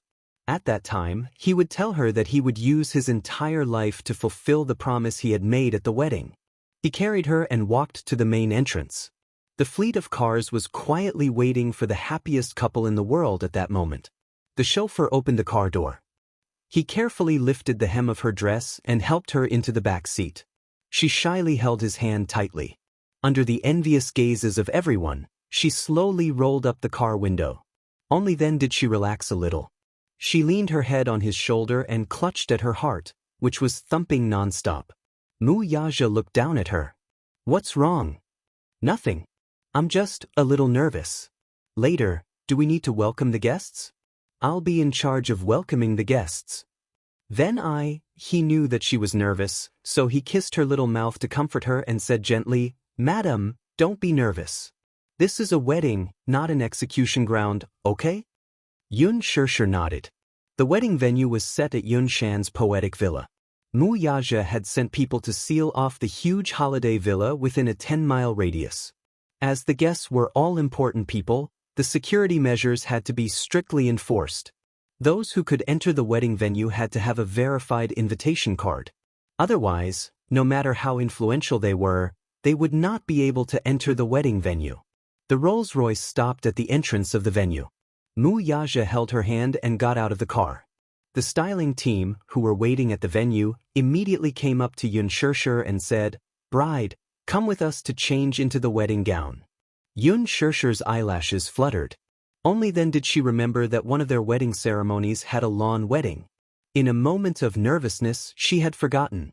Yun Xianxia turned around and exchanged a look with Mu Yaja. The latter gestured for her to follow them. Only then did she follow the stylist. The venue welcomed the guests in an orderly manner. The guests entered one after another. Soon, Gong Jia arrived in the car and took care of the wedding matters with Mu Yaja. Yun Xianxia changed into her wedding gown, readjusted her hair and makeup. She waited quietly with the makeup artist for the wedding ceremony to begin. A few flower girls had also arrived at the venue. Because her wedding dress was a long one, she needed 2 flower girls to hold the hem of the dress for her. When she saw the 2 flower girls, she was surprised. They were 2 blonde Lolita and a little Shota. The little Shota was wearing a suit with suspenders and a bow tie, just like a little gentleman. The little Loli was wearing a fluffy princess dress that was whiter than snow and had a flower crown on her head. She looked like a flower fairy. The little Lolita was the younger sister and the little Yun Xianxia was the older brother. It was said that they were a pair of twins born to Country M's Prime Minister, Roger Alton. He had always been on good terms with Mu Yaja. When he found out that he was getting married, he volunteered to send a pair of children over to be flower girls. Mu Yaja, of course, gladly agreed. Chapter 32-38. Yu and Xiao Yichen arrived at the dressing room and saw the 2 flower girls. Little Lolita looked like she was about to cry. She looked so pitiful and pitiful. Yun Xianxia immediately pulled little Lolita in front of her and asked in fluent English, "What's your name?" Little Lolita saw that she was speaking to her in English and instantly felt close to her. She opened her mouth timidly and said in a childish voice, "Sunny." "Sunny? What a nice name." Little Lolita politely said, "Thank you." She suddenly turned her head and stared at Xiao Yichen curiously. Yu saw that she was staring timidly at Xiao Yichen and immediately reached out to tug at Xiao Yichen's sleeve. "She's looking at you." Xiao Yichen curiously followed his gaze and turned to look at little Lolita. She blushed and hid in Yun Xianxia's arms. Her long eyelashes fluttered and she was as beautiful as a fairy. She seemed to be shy. Beside them, the little boy with blonde hair and blue eyes let out a bell-like laughter. He pointed at Sunny and said, "Sunny, don't be afraid. I'll protect you." Yun Xianxia looked at the little boy and asked gently, "What's your name?" "My name is Angelo." Xiao Yichen suddenly hooked his arm around Yu's shoulder and asked curiously, "Mommy, why don't you let Yu and I be your flower girls?" "If it's a flower girl, there must be a boy and a girl together," Yu said. "It's a pity that little sister is only 6 months old." Xiao Yichen turned around and looked at the 2 little guys worriedly. They looked to be about 4 or 5 years old. He didn't know if they would cause any trouble at such a young age. He had attended a prime minister's wedding with Mu Yaja before. The bride was also entered by 2 little flower girls. The boy held the ring pillow while the girl held the dress. The ring pillow was an important part of a Western-style wedding. The ring was tied to the pillow and the flower girl would pass it to the bride and groom. Then, the bride and groom would exchange rings.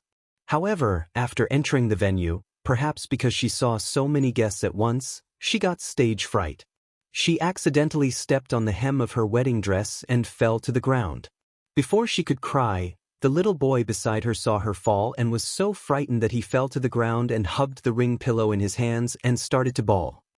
The crowd's children's, but they didn't know whether to laugh or cry when they saw how uncooperative they were in such an occasion.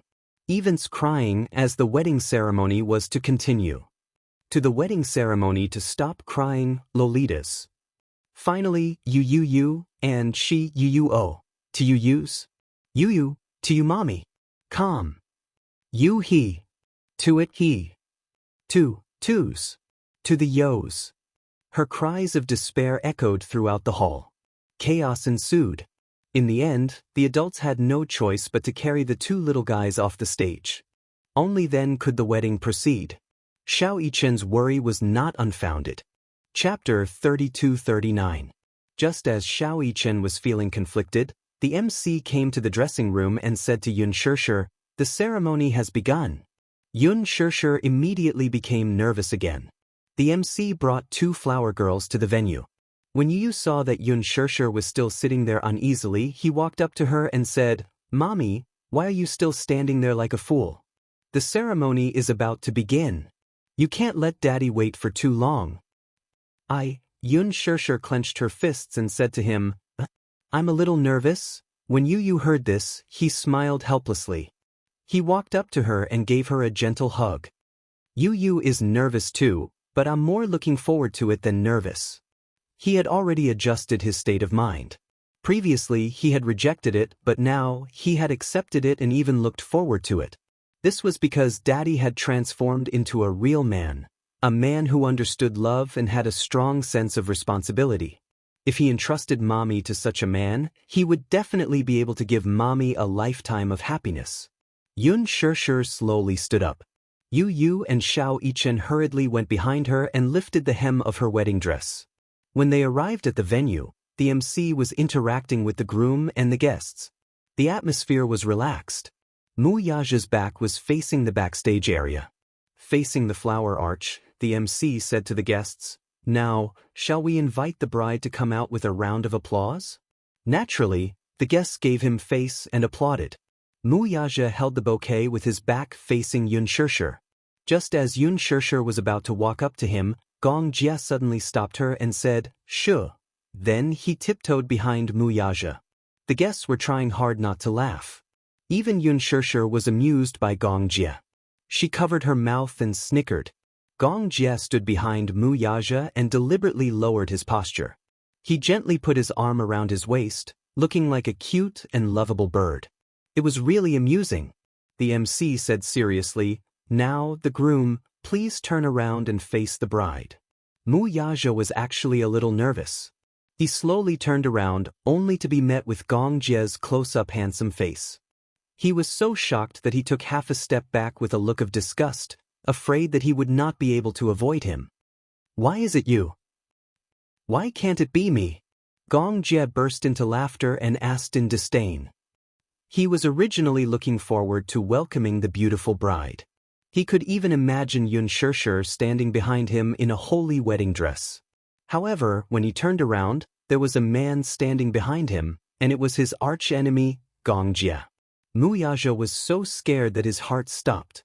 Good-natured laughter came from the guests. Mu Yaja stared coldly at Gong Jia. "Get lost." Gong Jia let out a cold snort and retreated from the stage. The MC immediately said, "It seems that the groom is not sincere enough to welcome the bride. I'll give the groom another chance. Now, the groom, please turn around and wait to welcome the bride." Mu Yaja turned around and stared meaningfully at the MC. Obviously, he was telling him with his eyes that he didn't like the joke just now. Yu said softly to Yun Shishir, "Mommy, it's your turn to go on stage." Yun Shishir nodded and walked forward slowly. The two flower girls immediately ran over obediently. The little Loli held up the hem of her dress while the little Shota held the ring pillow and walked beside her slowly towards the groom. Chapter 32-40. Mu Yaja heard the commotion behind him. Without waiting for the MC to speak, he turned around. However, even though he was mentally prepared, When he saw Yun Shirshir, he was still stunned. He had attended some weddings before. At weddings, when some grooms saw the bride wearing a wedding dress and standing in front of them, they would be so emotional that their eyes would moisten. It had to be said that men did not easily shed tears. However, at such a moment, when the woman he loved appeared in front of him in the most sacred wedding dress, his heart would surge with emotions. Some emotions would come violently, and it would be difficult for him to control them. Mu Yaja stared at the person in front of him in a daze. As the sunlight shone on her body, her pristine wedding gown seemed to be coated with a layer of sacred radiance. It was so dazzling that he felt a little dizzy. The wedding dress was a strapless design, which happened to reveal her beautiful shoulders and collarbones. She wore a pink diamond necklace around her neck. This necklace was personally put on for her when he first went on a date with her. It had not left her side for so long. Originally, the stylist wanted to give her a sparkling diamond necklace, but she preferred this special necklace, which unexpectedly matched the wedding dress very well. The wedding dress was designed by a famous designer. It was tailor-made, and the waist design completely showed off her exquisite figure. On the chest, there was a white rose made of silk, and it was embellished around the edge of the tube top. It perfectly covered her SU breasts and made her look noble and elegant. Her ink-black hair was tied up in a beautiful bun. A few strands of curly hair hung over her ears, which made her even more charming and charming. It was different from the makeup she wore during the wedding. At that time, her face was so exquisite that it seemed to glow. Her delicate eyebrows were like the clouds in the distant mountains. Her jet-black eyelashes were long and curly. Without much eyeshadow, her eyebrows and eyes were as beautiful as a painting. Her perky nose bridge did not need any highlight decorations. It was natural. Unlike many brides who wore heavy makeup, she wore makeup, but it was very clean. Her face was naturally beautiful, and after careful carving, she was as beautiful as a fairy. Especially that pair of picturesque eyes, they were like obsidian. When she lowered her eyes, the light in her eyes shimmered. Even though she was separated by a thin veil, it added a sense of mysterious beauty. He looked at her and couldn't help but feel a little uneasy. He didn't even dare to rashly step forward and disturb this beauty. Yun Shirshir faintly smiled as she looked at him. She had imagined her wedding countless times, but the Real wedding was even more dreamy than she had imagined, even though she didn't think much of the wedding before. After all, as far as she knew, he was the only man in her life. Even if there was no need for a wedding to prove it, this fact would not change. But when she stood in front of him in her wedding dress, it was a different feeling. It was said that a woman had to wear a wedding dress once to be considered a complete woman. As for Mu Yaja, it was a completely different feeling. He had imagined such a scene countless times, but none of his fantasies were as impactful as witnessing it with his own eyes. His heart was so touched that it was about to overflow. Chapter 3241. He looked at her with a smile on his lips, but his eyes were also sour. He had experienced countless touching moments, such as when Yueyao was born. He held such a small bundle of milk bun in his arms, and was filled with emotion. However, there was no moment more impactful than this. He lowered his eyes slightly, then raised them again and walked towards her. His deep eyes hid a burning passion, and he did not hide his deep admiration for her. He walked in front of her, gently hugged her waist, and said in a low voice, "Shirshir, are you trying to charm me to death?" When Yun Shirshir heard this, she couldn't help but blush. Her long eyelashes trembled slightly, and when she looked at him again, her face was slightly red. He handed the bouquet to her, and when she took the bouquet, the large palm that was holding her waist pressed down hard. He hugged her, lowered his head, and sealed her lips. Even though the MC had repeatedly emphasized that if he wanted to kiss the bride, it would be best to kiss her forehead, so as to prevent her lipstick from rubbing off and dirtying her makeup, he couldn't control himself. He couldn't care less about so many things, and didn't care that there were so many guests watching. With such a beautiful bride standing in front of him, could he still be expected to care about those rules and regulations? Yun Shirshir was kissed, and at first, she was still a little shy, but she also couldn't control herself, and unconsciously, she held onto his shoulders, and responded to his kiss. She seemed to be unable to hear the clamor of the crowd. At this moment, in her world, only this man, only she, could affect her emotions. Everything couldn't be controlled. After the kiss, he looked into her bright eyes, and finally smiled. She also cupped his cheeks, and gently used her fingers to wipe away the moisture at the corner of his eyes. The two of them touched their foreheads, and looked at each other affectionately, as if there was no need for those complicated words of love and vows. The deep feelings between them were self-evident. The so-called vows were all done step by step, but some feelings couldn't be expressed by vows. She suddenly felt that those vows and promises were really not that important, because, from his doting eyes, she saw her own future. Her future life would definitely be happy and complete. No matter if she was rich or poor, he would protect her for the rest of her life. He suddenly hugged her tightly, and the corner of his mouth curled up into an innocent smile like a child's. "You finally belong to me." Under the witness of so many guests, this person at the top of his heart finally belonged to him. Under everyone's witness, he carefully lifted her hand and slowly put a beautiful pink diamond ring on her finger. The diamond of this diamond ring was not big, and it was probably only 50 carats in size. It wasn't that he couldn't afford an expensive diamond ring, but Xianxia said that if it was a big diamond ring, it would often be inconvenient for her to wear. Previously, the diamond ring during the engagement ceremony was too big. Sometimes, it was inconvenient to take it off because it was too big. In her mind, she didn't need to rely on a ring to show off her status and wealth. She also didn't need to deliberately to show. And she didn't particularly like the big carat diamond ring. The diamond ring didn't need to be too big. To her, the most meaningful thing wasn't the bigger the diamond, but the longer she wore it, the better it was. Chapter 3242. Xiao Yichen was relieved. At least the two flower girls didn't cause any trouble. Perhaps they had undergone special training, as they didn't have stage fright when they went on stage. All the guests present looked at the newlyweds in amazement. Mu Yaja was married. This man, who had always been the center of attention and looked down on everyone, actually had such a tender side to him. It was such a luxurious wedding, but it wasn't hard to see how much effort he had put into this wedding. While they were amazed at the extravagance of the wedding, they were also touched by the details of this wedding.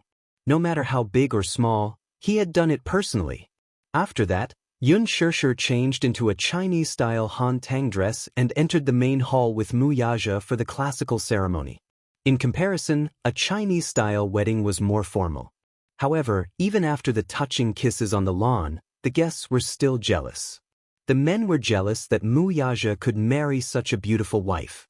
The women were jealous that Xianxia could marry a man who loved her so much and treated her like the apple of his eye. Her life could be said to be perfect. After the ceremony, when the guests were about to take turns to toast, the door of the hall was suddenly pushed open. The door of the hall was extremely heavy. Hence, no matter how noisy the hall was, when the heavy door was pushed open, everyone was attracted by the sound and looked in the direction of the sound. Mu Yaja and Xianxia were originally toasting, but when they heard the sound, they turned their heads and looked puzzled. Why would the door be opened for no reason? All the guests were present, and no one was left out. There were also guards outside the hall, and no one was allowed to enter. Xianxia looked in the direction of the sound and saw a tall figure standing at the door against the light. Because of the backlight, she couldn't see his face clearly. However, based on his silhouette, she could vaguely tell that he was a very tall man. From the aura he exuded, he must be a middle-aged man. She could vaguely see that he was wearing a trench coat and had an extraordinary aura. However, he was different from the average middle-aged man. He had an extraordinary aura. Even though his appearance could not be seen clearly, his aura could be felt as if they were in the same situation. Gong Jie was standing behind Xianxia. When he saw him, his heart skipped a beat and he muttered unconsciously, "Father." Xianxia turned pale with fright when she heard this. Father. The man whom little Jie addressed so respectfully as his father was none other than Mu Yaja. Was suspicious, but he saw the man standing there for a moment before walking towards Xianxia. It was only when he slowly walked into the venue that his handsome features were exposed under the lights. The man held a pipe in his hand. What entered everyone's eyes was a handsome face. Even though it was stained with the traces of time, it was still difficult to conceal that handsomeness. He must have been an elegant and handsome man when he was young. He was still wearing that British-style suit. His well-built body gave him an extraordinary aura. His eyes and brows were similar to Gong Jie's, and they were incomparably deep. It was hard to imagine that such a man's real age would be. He looked like he was only in his 30s, but after experiencing the vicissitudes of life and the vicissitudes of time, his every movement exuded a charming aura. Chapter 3243. Yu Yu was also shocked. He could vaguely recognize that this man was the rumored founder of the Hurricane Group, Gong Xiaoying, the head of the Gong family. Previously, Gong Jie had shown him a photo of Gong Xiaoying, and it had left a deep impression on him. Now that he was seeing it with his own eyes, he was extremely shocked. Gong Xiaoying walked slowly into the hall. Perhaps his aura was too oppressive, but the entire hall was silent as he walked in. Everyone was so oppressed by his aura that they didn't even dare to breathe loudly. Gong Jie was extremely shocked. He didn't know why his father was here, and he didn't know how his father knew that today was his sister's important day. Could it be that his father already knew that he had disappeared for so many days because of his sister's wedding? So he followed the clues and found his way here personally. Yu Yu was even more bewildered. He gently tugged at Gong Jie's hand and asked, "Uncle, why is he here?" Gong Jie looked at him blankly. Yu Yu asked suspiciously, "Were you the one who told him that today is Mommy's wedding?" Gong Jie immediately denied it. "Regarding this matter, I've never mentioned a word to him." Muyaja also saw the man's face clearly. He had never seen Gong Xiaoying before, but just from his facial features and appearance, he knew who he was. Gong Xiaoying. There was no other reason. It was because his features were extremely similar to Gong Jie's and Yun Shishir's. Especially his eyes, they were similar in form and spirit. Why was he here? However, Gong Xiaoying's appearance didn't cause him much panic. On the other hand, Yun Shishir was a little flustered. For a moment, she looked at the man who was closing in on her. For a moment, she didn't know what to do. It wasn't until the man walked in front of her and stopped in his tracks that she became even more flustered. Her hands were tightly clasped together as she looked straight at him. For a moment, she actually lost her sense of propriety. Gong Xiaoying was more than a head taller than her. She was 1.7 meters tall, but she only reached his shoulders. His imposing height was comparable to Muyaja. She finally realized who Gong Jie had inherited his high altitude from. He lowered his head to look at her. Although the woman in front of him was already 25 years old and a mother of 3, in his eyes, no matter how he looked at her, she was still a child. When he saw the face up close, Gong Xiaoying tried his best to remain calm, but his mind was still in turmoil. On one hand, it was because this face was too similar to the woman he had been dreaming about for decades. On the other hand, it was because the beautiful woman standing in front of him was his own flesh and blood. She was beautiful, really beautiful. She looked exactly like her mother when she was young. He had always thought that this daughter of his had unfortunately died a few years ago. His heart ached so much that he thought he would never see her again in this lifetime. However, it wasn't until he saw her face up close that he believed the truth. His daughter was still alive. For a moment, Gong Xiaoying was at a loss for words. He just looked at her quietly, wishing that he could use this limited time to make up for the 20 years he had missed. Yun Shishir didn't know what to do. She was a little embarrassed by his gaze. She put her hands behind her back and averted her gaze. Gong Xiaoying finally spoke, "Raise your head." She looked up and met his deep eyes. Chapter 3244. Gong Xiaoying looked at her seriously. His gaze fell on her brows and eyes, then moved down to her upturned nose. She looked exactly like Mu Qingqing. Her cherry lips were charming and moving, just like in his memory. She stood on the stage, holding the microphone and singing a decadent love song. She was very flirtatious. So similar, so similar. Her appearance seemed to slowly overlap with the appearance of the woman in his memory. The more he looked at her, the more Gong Xiaoying's hands trembled. He subconsciously raised his head, wanting to touch her, but he was afraid. He was worried that this was just an illusion. Sure. He called her name. That was his daughter's name. The woman standing in front of him was the daughter he had missed for more than 10 years. The daughter that woman had given birth to for him. Gong Xiaoying could not help but feel his heart ache. The memories that had been sealed in his heart seemed to have broken out of their cocoons. Scenes after scenes flashed before his eyes like a merry-go-round. The first time he met Mu Qingqing was at a banquet. At that time, he was a young man in his early 20s. It was the time when he was young and vigorous. He had also been a playboy and had many women. Born in a maritime family, he had traveled extensively and had seen a lot of the world. His heart gradually became wild. The reason why he came to the capital was that as the heir, he had followed his father to the capital to attend a business meeting. At night, there was a banquet and his father asked him to attend on his behalf. At the banquet, he saw her. Mu Qingqing was wearing a gorgeous gown. Although it was in the style of the 90s, it could not hide her unparalleled elegance. Once his eyes met hers, he couldn't take his eyes off her anymore. Gong Xiaoying had been educated in the West since he was young. Hence, he was open-minded, unlike the reserved Asian men. He recognized her and extended an olive branch to her, inviting her to dance with him. At first, Mu Qingqing accepted her invitation only because she was too embarrassed to refuse, so she agreed. At that time, Gong Xiaoying was definitely a playboy. Even though she had seen many men in her career as a singer, she had never seen such a handsome man. So much so that when she was dancing, she repeatedly made mistakes because of her nervousness. However, he didn't mind at all. Instead, he felt that her nervous appearance was actually very cute. Gong Xiaoying was also a powerful figure. After just one dance, he had already figured out her identity and background. Therefore, the story of a romantic love affair was a natural development. What he remembered most was when he asked her to go on a cruise. At that time, it was still the Lantern Festival. He had booked the pleasure boat. She wore a cheongsam to attend. Her graceful figure was charming and moving. He was a normal man.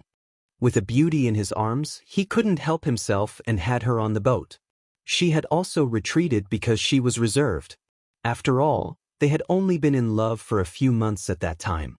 Although they had survived in a nightclub environment, her personality was relatively conservative. But what kind of man was Gong Xiaoying? After a round of lovey-dovey, he had conquered her. At night, she wore his jacket and leaned against the side of the boat. She stretched out her slender jade hands and played with the clear ripples of the lake. On the surface of the water, one by one, there were lanterns floating by. She had made a wish that she could accompany the person she loved for life. Chapter 3245. She was not his only woman. In the past, when he traveled with his father to various countries, he had also befriended some socialites from the upper-class society. However, most of them could not hold on to him and would often be thrown to the back of his mind after the passion. It was not that he was too promiscuous. It was just that some fate did not belong to each other. However, when fate brought them together, success came naturally. At that time, he really believed that this woman would be his lifelong companion.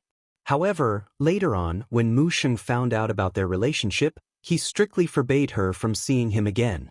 Mu Qingqing, on the other hand, had a secret rendezvous with him behind his back. She said, "Brother Xiaoying, I've decided on you in this life. You can't let me down." When he heard this, he was overjoyed. As he kissed her, he promised her, "Qingqing, I'll never let you down. With you in my life, I won't have any regrets." She even thought that he was a poor lad who came out of nowhere. She even swore to be with him for the rest of their lives, where they would have to haggle over every ounce of necessities. If not, how could a relationship be such a complicated and mysterious thing? Sometimes, decades of feelings could not compare to a few months of friendship. Although the two of them had been in love for a few months, it felt as if the world had changed. This was a special feeling. Even if he had other women by his side after that, he had never felt this special feeling before.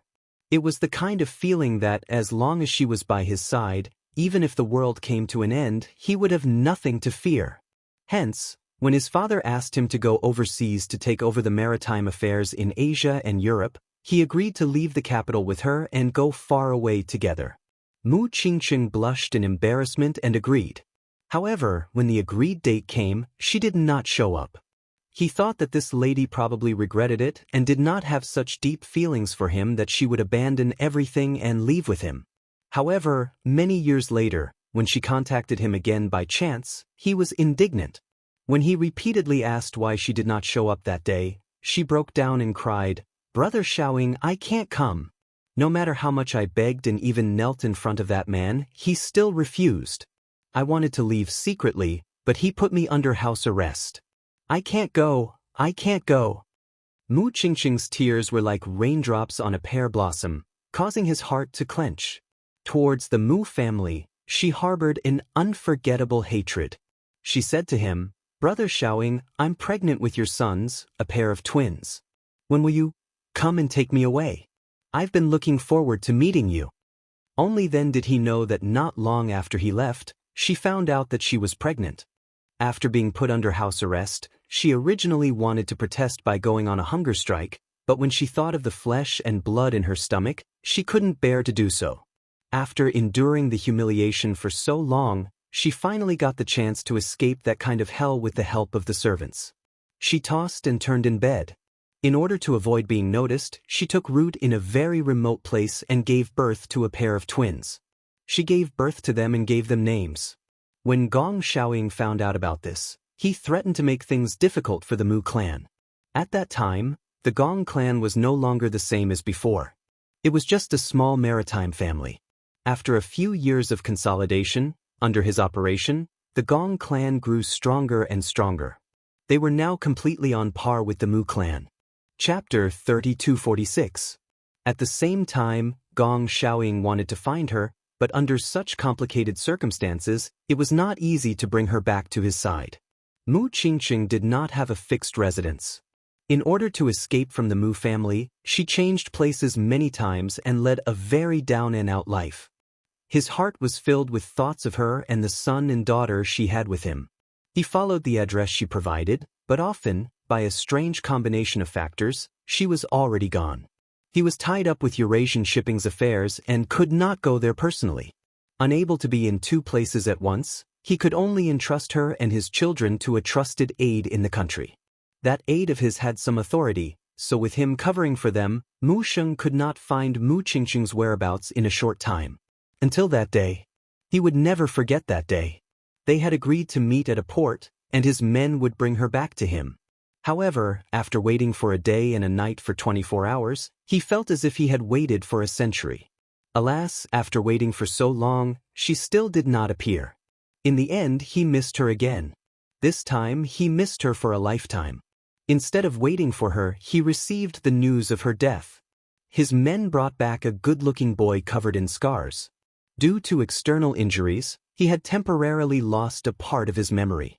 He didn't even remember his own name, his own mother, and even his most beloved sister. Only then did he know that Mu Qingqing had died in a car accident. The other child had also died tragically in a car accident. This child was the only survivor. That moving voice and face that he had been longing for was something that he would never be able to see again in his entire life. The man, who had never shed a tear all this while, burst into tears that night. Regret, hatred, anger, helplessness, and sorrow flooded his heart. His heart was in so much pain that it felt numb. He originally thought that the car accident was a natural disaster, but he did not expect it to be a crime. Mu Qingqing's car had been tampered with, and she was chased relentlessly on the way to the port. He hated it. He hated Mu Sheng's heartlessness. He regretted it. He regretted listening to her words back then and not harming the Mu family's foundation. This was how Mu Sheng repaid him for his mercy. Because of such a disaster, he and his beloved would be separated forever. The Mu family, this term, had become the two words that he hated the most in his heart. For a very long time, he would always wake up from nightmares. Mu Qingqing's voice and face would appear in his mind, but he could not touch her at all. In order to walk out of the shadow, he had once placed his longing for Mu Qingqing on other women who looked similar to her. But in the middle of the night, Only he knew in his heart that the woman he truly wanted would never return to his side. Together with his daughter who had died prematurely, however, now that he saw the woman standing before him with his own eyes, he finally believed that he hadn't lost his daughter. His daughter was still alive. However, when he recovered from his memories, Gong Xiaoying's gaze slowly fell on Mu Yaja. The hatred in his eyes was self-evident. When Gong Jie saw him, his scalp went numb. He immediately realized that things had gotten a little tricky. One had to know that his father's hatred for the muse was deep-rooted. Hence, he had kept Yun Shishir's matter from him and had never revealed it to him from the start. Chapter 3247. Good, very good. Gong Xiaoying had a gloomy expression on his face. He swept a deep glance at Gong Jie and said coldly, "Is this the reason why you kept going back and forth to country Z without telling me?" "Father, shut up." Gong Xiaoying was furious. His shocking aura made everyone in the huge venue stop breathing. Gong Jie lowered his head guiltily and stood at the side without saying a word. He had always been in awe of Gong Xiaoying. This man was his father as well as the founder of the Hurricane Group. Although he usually treated his son warmly, once he got angry he would definitely turn into a raging lion. No one dared to go against him. Although he was proud, he would not go against his father's will. Yun Shishir was even more displeased when she saw Gong Xiaoying berating Gong Jie in front of so many people. "Sir, this is my wedding. If you have come with your blessings, then please take a seat and witness my happiness. If you have come with hostility, then please leave this place and walk out of this door. I do not welcome you." She said the last few words with a pause between each word. Gong Xiaoying was stunned. No matter how angry he was, he could only be at a loss in front of her. "Mister?" Look at the way she addressed him. It was so distant. However, it wasn't unreasonable for them to be so distant. After all, for more than 20 years, ever since she was born, the father and daughter had never met. He had never seen her, and she had never seen him. It was inevitable for them to be distant. However, this did not stop him from being close to her. He said, "Shishir, you probably don't know who I am, right?" "I know." Yun Shishir took a deep breath. "Your name is Gong Xiaoying.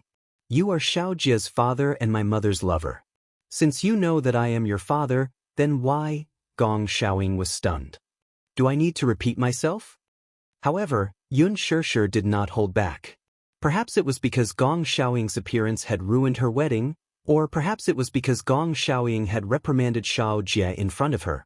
She was unhappy with him, so her tone was aggressive. "If you're carrying your blessings, I'll arrange a seat for you immediately.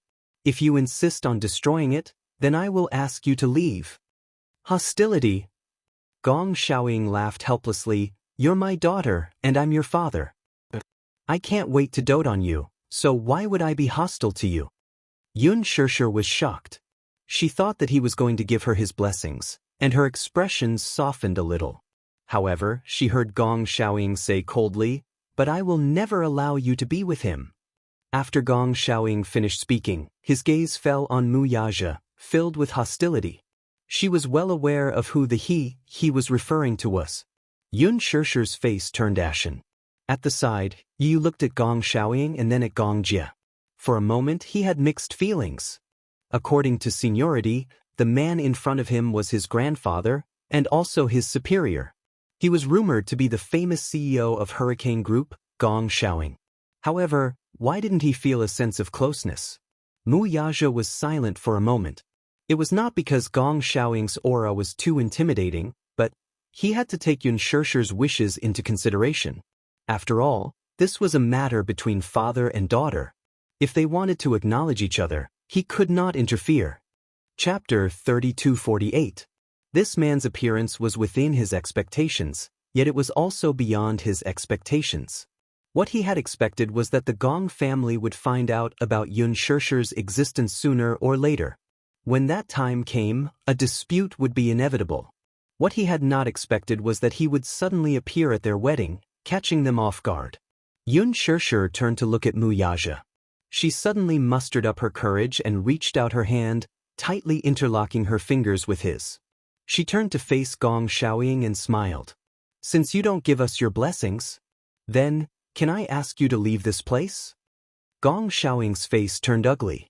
Today is our wedding. I don't want anyone to ruin it. Including you. Yun Shirshir paused for a moment, then said, If you must acknowledge me as your daughter, then please acknowledge him as well. My husband, the man I have chosen for my entire life. If you can't acknowledge him, then I can't acknowledge you either. Gong Xiaoying's heart turned cold. He questioned her, Do you know who he is? He's my husband. There's no doubt about it. He's from the Mu family. Gong Xiaoying interrupted her. You should know who caused your mother's death. I know. Since you already know, Mr. Gong, then forgive me for asking. Back then, you clearly knew where my mother was. Yun Shirshir's eyes suddenly reddened.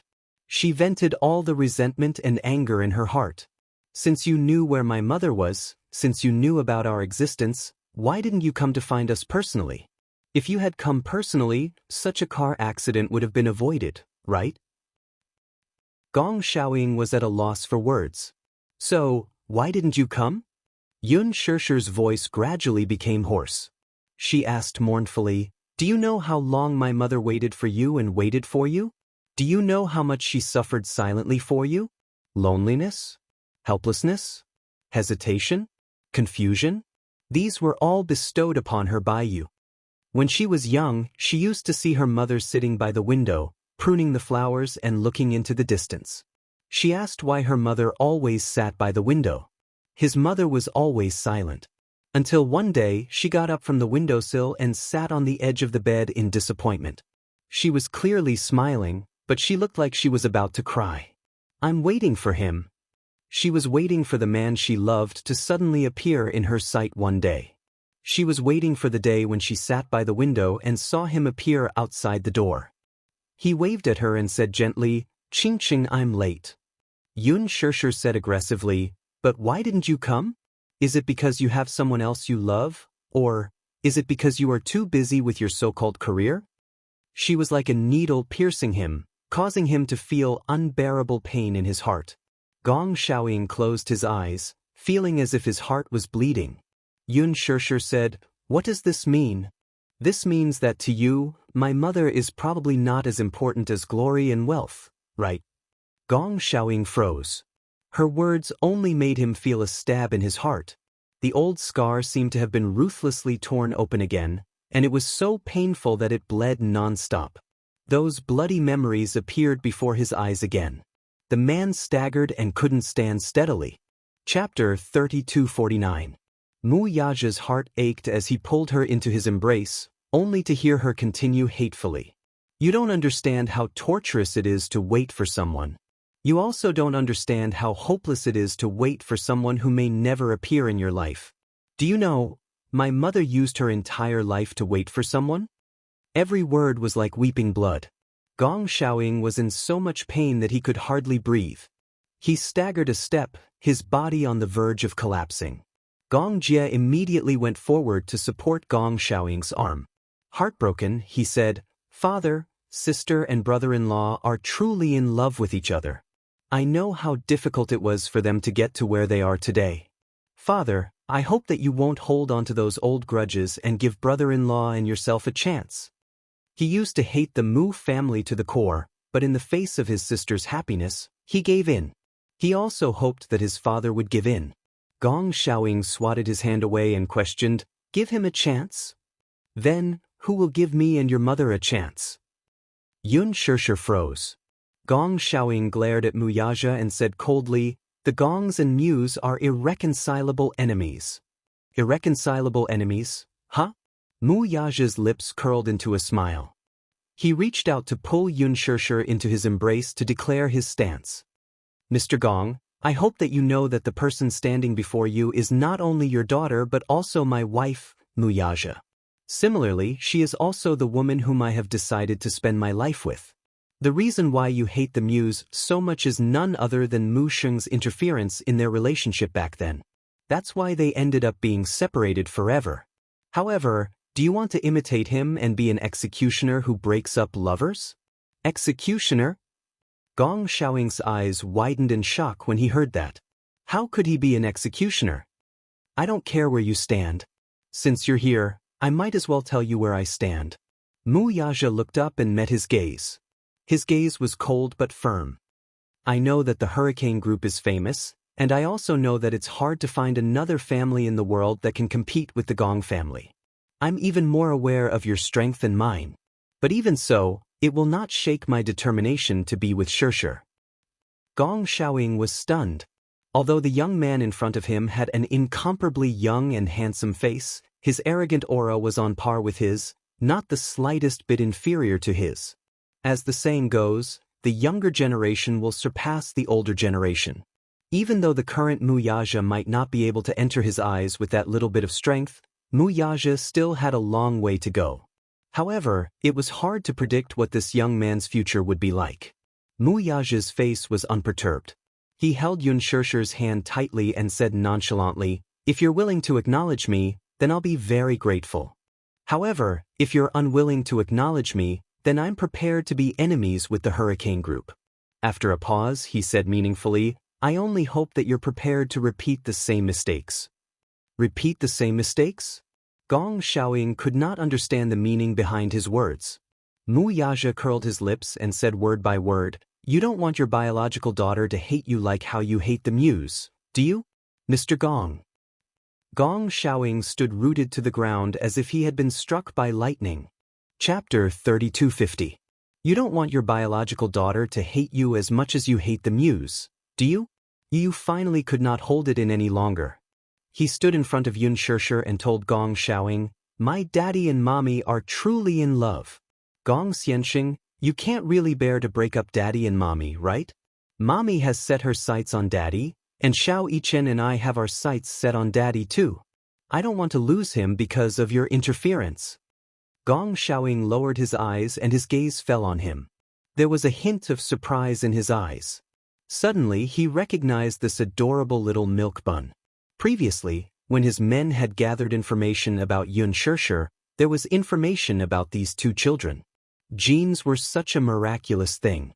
Back then, Mu Qingqing had given birth to a pair of children for him, and her daughter had given birth to a pair of adorable grandchildren for him, too. At that time, when he looked at these two photos, he was filled with emotions. It turned out that he even had grandchildren. These two little lads were really adorable. Their skin was fair and tender, and their eyes were watery. He could vaguely see the shadow of Mu Qingqing in them. These were his two grandchildren. One was Yun Tianyu, and the other was Mu Yichen. Yu looked at him. In front of such a powerful man, he did not show any respect. His expression was calm and composed as he looked up at him. Xiao Yichen looked at him timidly. He knew that this man was his mommy's father and his grandfather.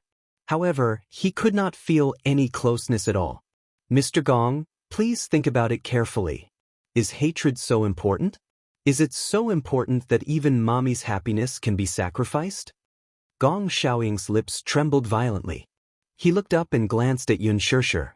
The woman standing in front of him was the daughter he had been longing for, but now, she had an unfamiliar expression on her face. In her eyes, there was hostility and probing, but more than that, there was fear. Of course, she wanted to acknowledge him. But, towards him, how could she not hate him? However, what she said was not wrong. If he had been able to find Mu Qingqing personally back then, perhaps there wouldn't have been so many accidents. Furthermore, there was no eternal separation between heaven and man. She was right. However, this didn't mean that the feud between the Gong and Mu families could be written off just like that. For so many years, he had not been able to walk out of this place. It was not something that could be done with just a few words from her. Gong Xiaoying sized up Mu Yaja, who was standing in front of him. Such a young man, handsome and charismatic. The younger generation will surpass us in time. She could tell that this was an outstanding and extraordinary man, one who was not inferior to her in any way. He knew very well that such a man would definitely be able to protect his daughter and make her happy for the rest of her life. It could also be seen that he had deep feelings for his daughter. However, he could not convince himself to accept such a man as his son-in-law. Gong Xiaoying's thoughts were in a mess. He suddenly felt a headache. His mind was in a mess. he suddenly turned around and took a deep breath. Holding his forehead, he walked away in a lonely manner. His retreating figure looked even more bleak and desolate. Gong Jie chased after him and wanted to support him. However, Gong Xiaoying pushed him away slowly and said in a low voice, "Let me think about it alone." "Father," he wanted to say something. Gong Xiaoying raised his hand to stop him and sighed. "You don't have to say anything." Chapter 3251. After Gong Xiaoying's departure, there was a brief silence before the wedding proceeded as planned. None of the guests knew what had happened earlier and merely treated it as an unexpected interlude during the wedding. It was impossible for them to know Gong Xiaoying's identity. Naturally, they did not know that the person who had left the venue dejectedly just now was Gong Xiaoying, the founder of Hurricane Group. Although Gong Jie was feeling conflicted, he quickly put those unpleasant matters to the back of his mind. When the ceremony ended, it was time for the toast. Yun Shirshir changed into a red gown and walked down the hall with Mu Yaja to toast everyone. At this segment, Mu Yaja naturally could not escape from being forced to drink at this rare opportunity. However, why else would he specially choose Jiang Shen and Lu Jinyu to be his groomsmen? Not to mention Qin Zhou and Lu Jinyu, Jiang Shun, who had the worst alcohol tolerance among the three, could drink half a liter of white wine with his eyes closed. During the toast, the business partners of Xingyu Financial Group, who usually had business dealings with Mu Yaja, intended to force him to drink. These were all CEOs with extraordinary backgrounds, and some of them were on good terms with Mu Yaja in private. Of course, it would be inappropriate for him to refuse. However, at this time, the alcohol tolerance of these three groomsmen came in handy. Mu Linfeng and Mu Yanqing sat among the guests, feeling uneasy as if they were sitting on pins. They had also received the wedding invitation. Mu Yaja said that, after all, they were a family and were blood-related. Since it was his wedding, he had to send them an invitation. Naturally, whether they came or not was their business and had nothing to do with him. Initially, Mu Linfeng thought that this wedding was probably a trap. However, after thinking about it carefully, Mu Yaja valued Yun Shirshir so much that he would definitely not cause any trouble at the wedding. Hence, they went as promised. However, at the venue, they saw an extremely luxurious wedding. Mu Linfeng was especially upset. The most unpleasant part was none other than the wedding venue. Among the VIPs, some were the country's political leaders, and some were the big bosses of financial groups. Among them, there were a few familiar faces that they had just met. Recently, the Mu Group's capital chain had a gap. Hence, Mu Linfeng was in a terrible fix. Mu Yanqing was even thinking of ways to rope in some investors to alleviate this difficult situation. However, he was rejected several times. When he finally managed to contact the main body, the other party said that they had already established a partnership with other financial groups and did not have the capital to invest in the Mu Group. When Mu Linfeng arrived at the wedding venue and met with these investors, he felt even more awkward. It turned out that these financial groups that had been on good terms with the Mu Group had been roped in by the Xingyu Financial Group. This Mu Yaja was really ruthless. No wonder he was so disdainful when he left the Mu Group back then. It turned out that he had already secretly laid out a way out. After the Xingyu Financial Group went public, there were a series of attacks on the Mu Group. However, other than that, he did not leave them any way out and took such drastic measures. Was he trying to shut the Mu Group down? Now, what was the purpose of inviting them to the wedding? Did he want them to witness with their own eyes that, even after leaving the Mu Group, he could still achieve glory on his own? In contrast to the Xingyu Financial Group's glory, it made the Mu Group look even more down and out. Chapter 3252. Mu Yanqing felt even more indignant inside. On the one hand, he was jealous of Mu Yaja's talent. Even though he had left the Mu Group, he did not lose everything. In fact, the glory that he had gained was even greater than before. On the other hand, he looked back at him. He loved Meng Qingxue so much, but his marriage with Meng Qingxue was not something he could take for granted. So what if he became the head of the Mu family? He was still a puppet. No matter how big or small, he had to act according to Mu Linfeng's wishes. By the time Mu Yaja brought Yun Shirshir to their table for a toast, All the guests at the table stood up excitedly. Only Mu Linfeng and Mu Yanqing remained seated sullenly. They looked uneasy, a little awkward, and more than that, uncomfortable. They looked at Mu Yazhe again and saw a calm smile on his face. Did he expect that a toast would be enough to erase all enmity with a smile? When Mu Yazhe saw Mu Linfeng, his lips curled into a smile as he said lightly, "Second uncle, you're here." His attitude wasn't arrogant, but he wasn't very respectful either. His respect for him was limited to calling him second uncle. Only then did Mu Linfeng stand up with a glass of wine in his hand. He glanced at him and then at Xianxia. He wanted to force a smile, but in the end he could only squeeze out a sinister expression. It was not a smile, but it was also not a smile. It was especially awkward. "Congratulations."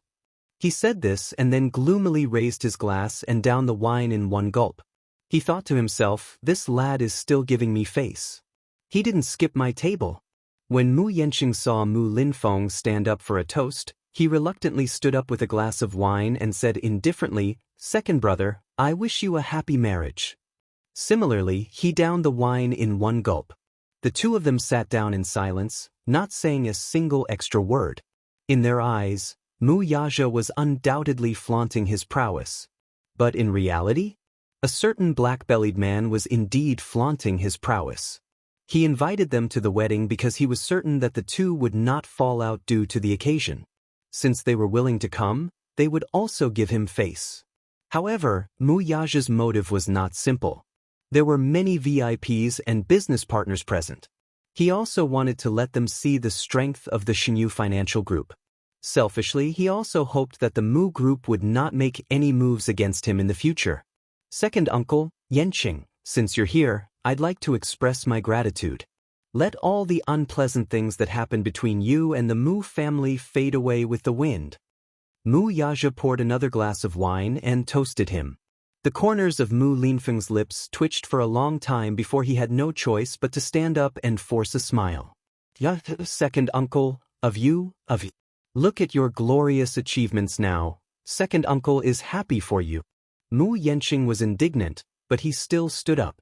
Jiang Shen walked over and looked at him with disdain.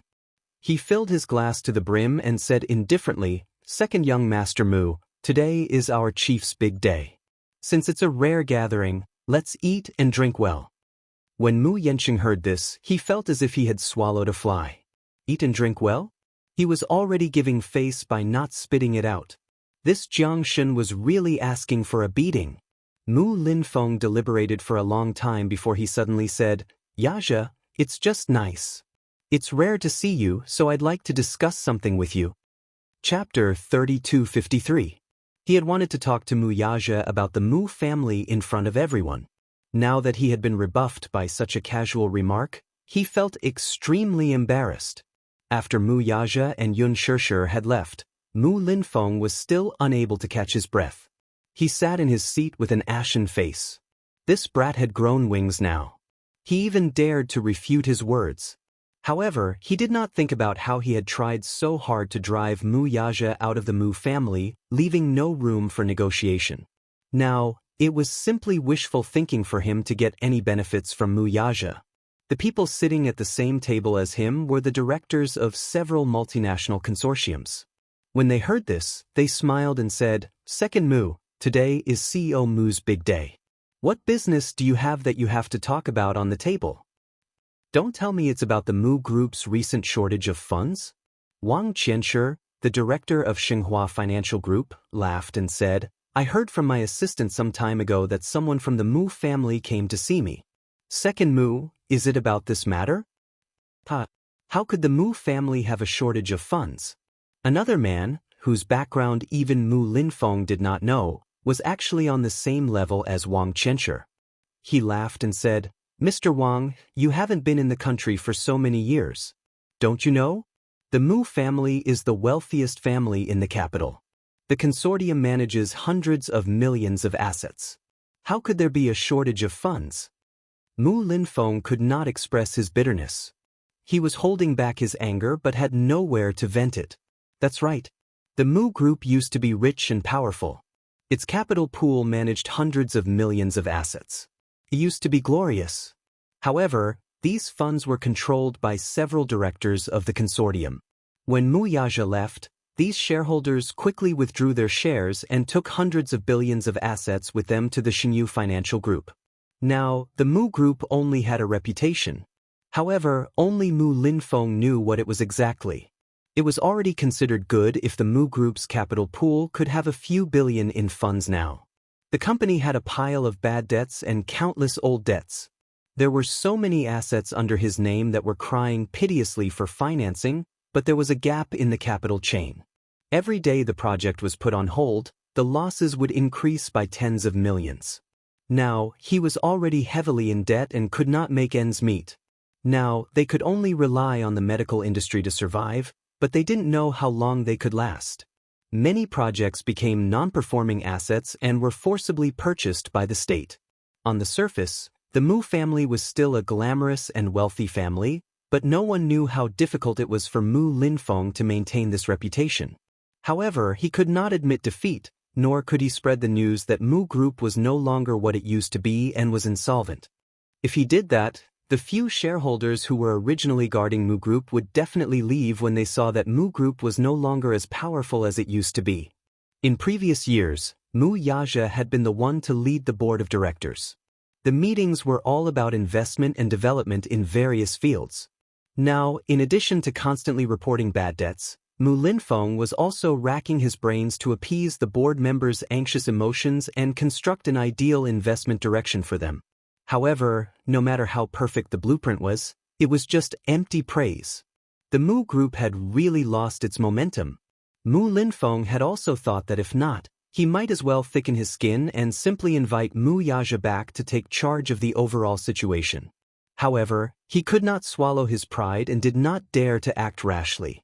He was afraid that Mu Yaja would be ambitious and take over the Mu Group in one fell swoop. Chapter 3254.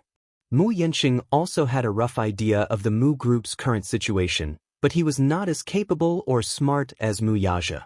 If he had half of Mu Yaja's business talent, perhaps he would be able to lead the Mu Group out of this crisis. Just like back then, when Mu Xing was unable to recover from the setback caused by the Gong family, Mu Yaja took over the position of CEO and quickly took control of the situation. After a few years of incompetence, the Mu Group regained its glory. However, he was not Mu Yaja and did not have the same brain as him. He did not know how he managed to turn the tide back then. Mu Linfeng was thoroughly disappointed in him.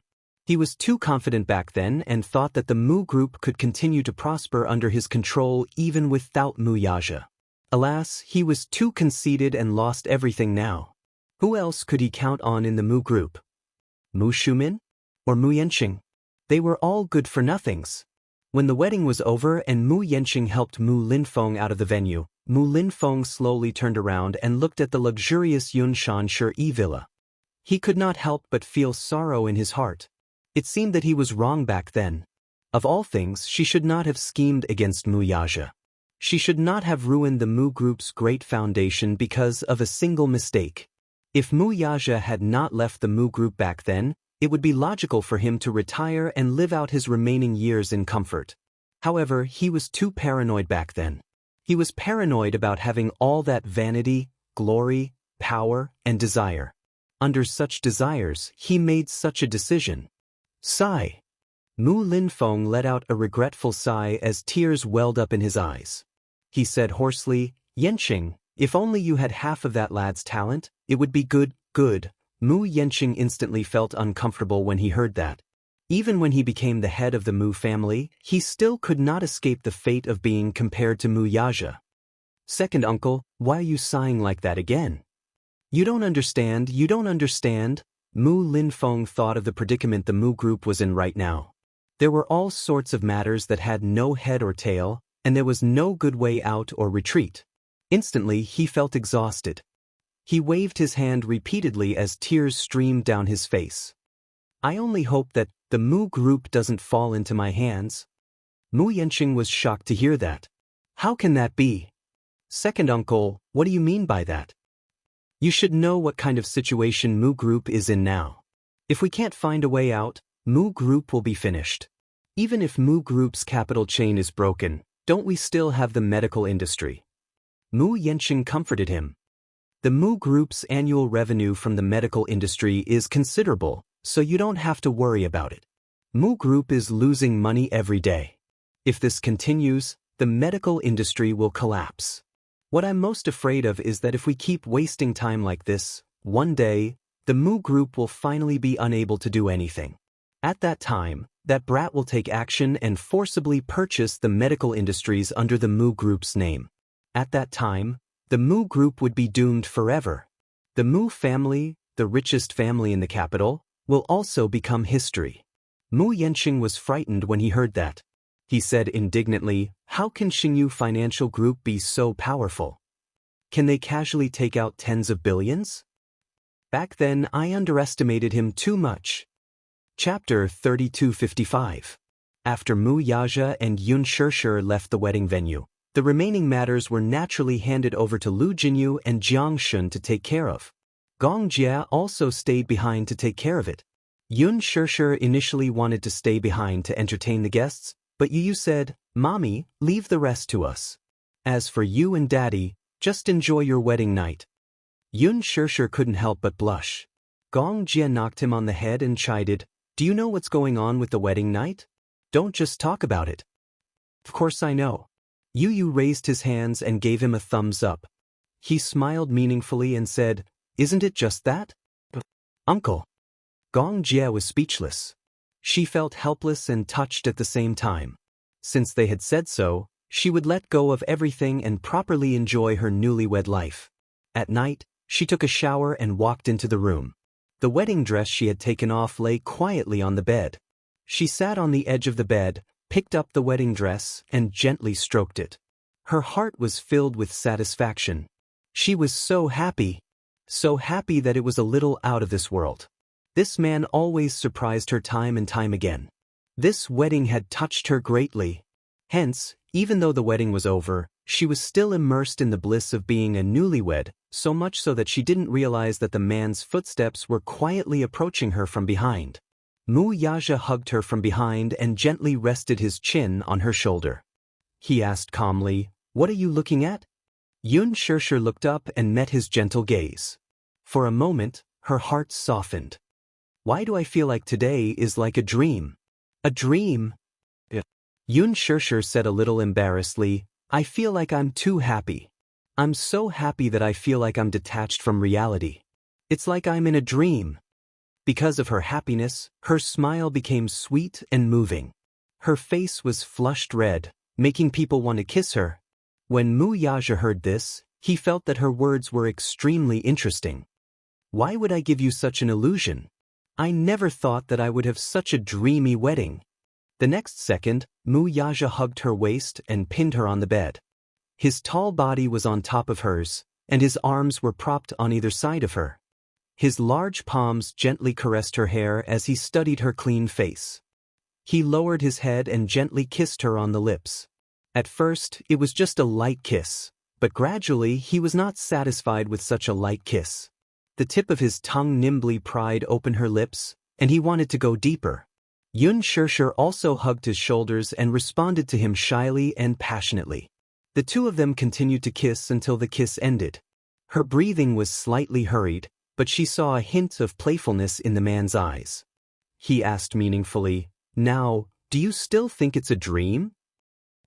Mu Yaja kissed her lips gently again. His large palm reached into her bathrobe and he smiled even more devilishly. "Do you still not feel that it's real?" His large palm clasped her shoulders and pulled her bathrobe down to half her shoulders. His handsome face buried in her neck as he continued to ignite her. Yun Shishir's body arched up sensitively, and her gaze gradually became beautiful. Mu Yaja pecked her cheek gently and said seductively, "My dear, there's a saying that a moment of sex is worth 1,000 gold. Have you heard of it?" Her face burned even hotter. Chapter 3256. "Madam, the night is long. Tonight is our wedding night. Let's not let this precious night go to waste, okay?" Mu Yaja suddenly leaned over to her ear and sucked on her earlobe with his thin lips. His warm breath made her shiver. She was about to beg for mercy when the man sucked on her earlobe and said slowly, You don't know how long I've been waiting for this moment. After a pause, he suddenly smiled and said, I've been waiting for it even in my dreams. This sentence caused the temperature of her entire body to rise in an instant. Yun Shirshi's face was extremely red. She looked into his eyes shyly, feeling touched and shy. We're already married. It's time to change the way you address me. He reminded her that now that they had held a wedding and he had held a coronation ceremony for her in front of everyone, she was already his legal wife. Yun Shirshir then realized it. She blushed and immediately corrected herself. Hubby, yeah, I'm here. As Mu Yaja said this, he was very patient and didn't move. As if she knew what he was waiting for, Yun Shirshir pursed her lips and reached out her hand. Because of her nervousness, her fingertips were trembling slightly. She gently clasped one end of the collar of his bathrobe and then slowly removed it for him. This was the first time in her life that she had taken the initiative to serve him. She instantly felt that her breathing was faintly hot. Mu Yaja was very satisfied with her initiative. He kissed her lightly from time to give her encouragement. Yun Shirshir suppressed her guilty conscience and removed his bathrobe. She hugged his shoulders and gently kissed his shoulder. The warm breath of her lips brushed against his skin. It was as if there was an electric current that quickly spread to his limbs and bones. It was just a kiss, but it easily ignited him. No matter how determined a man was, he couldn't control himself. He pulled over her car and held her waist. With a twist, he changed their positions and helped her sit up. The sky and earth spun. She suddenly realized that she had changed her position. She was shocked. The man gently encouraged her. Tonight you're up there, huh? Yun Shirshir understood his motive. Her face was like a cloud of fire that was about to burst into flames. In bed, he rarely used this position. In fact, he had been coveting it for a long time. However, because of her reserved nature, he was worried that she would be shy. Every time he wanted to get her on top, he wanted to enjoy her complete seduction. However, in the end, it was all for naught. This time, he decided to be forceful. Using such a posture, he took possession of her without any explanation. In the room, warmth lingered, charming and gentle. He had taken her twice. Initially, she wanted to continue, but she was exhausted and sleepy. She pushed him and said coquettishly, "Didn't you say that you're leaving for your honeymoon tomorrow? You're so tired, what if you can't get up?" "No." Mu Yaja still wanted it. "Madam, I haven't touched you in a long time. I want you, but what if I can't get out of bed tomorrow?" She almost blurted it out. It was only when she saw the playful look in the man's eyes that she suddenly realized what nonsense she had said. She bit her lip shyly and glared at him unhappily. However, the man said, "If you can't get out of bed, I'll carry you onto the plane." Stop fooling around. Chapter 3257.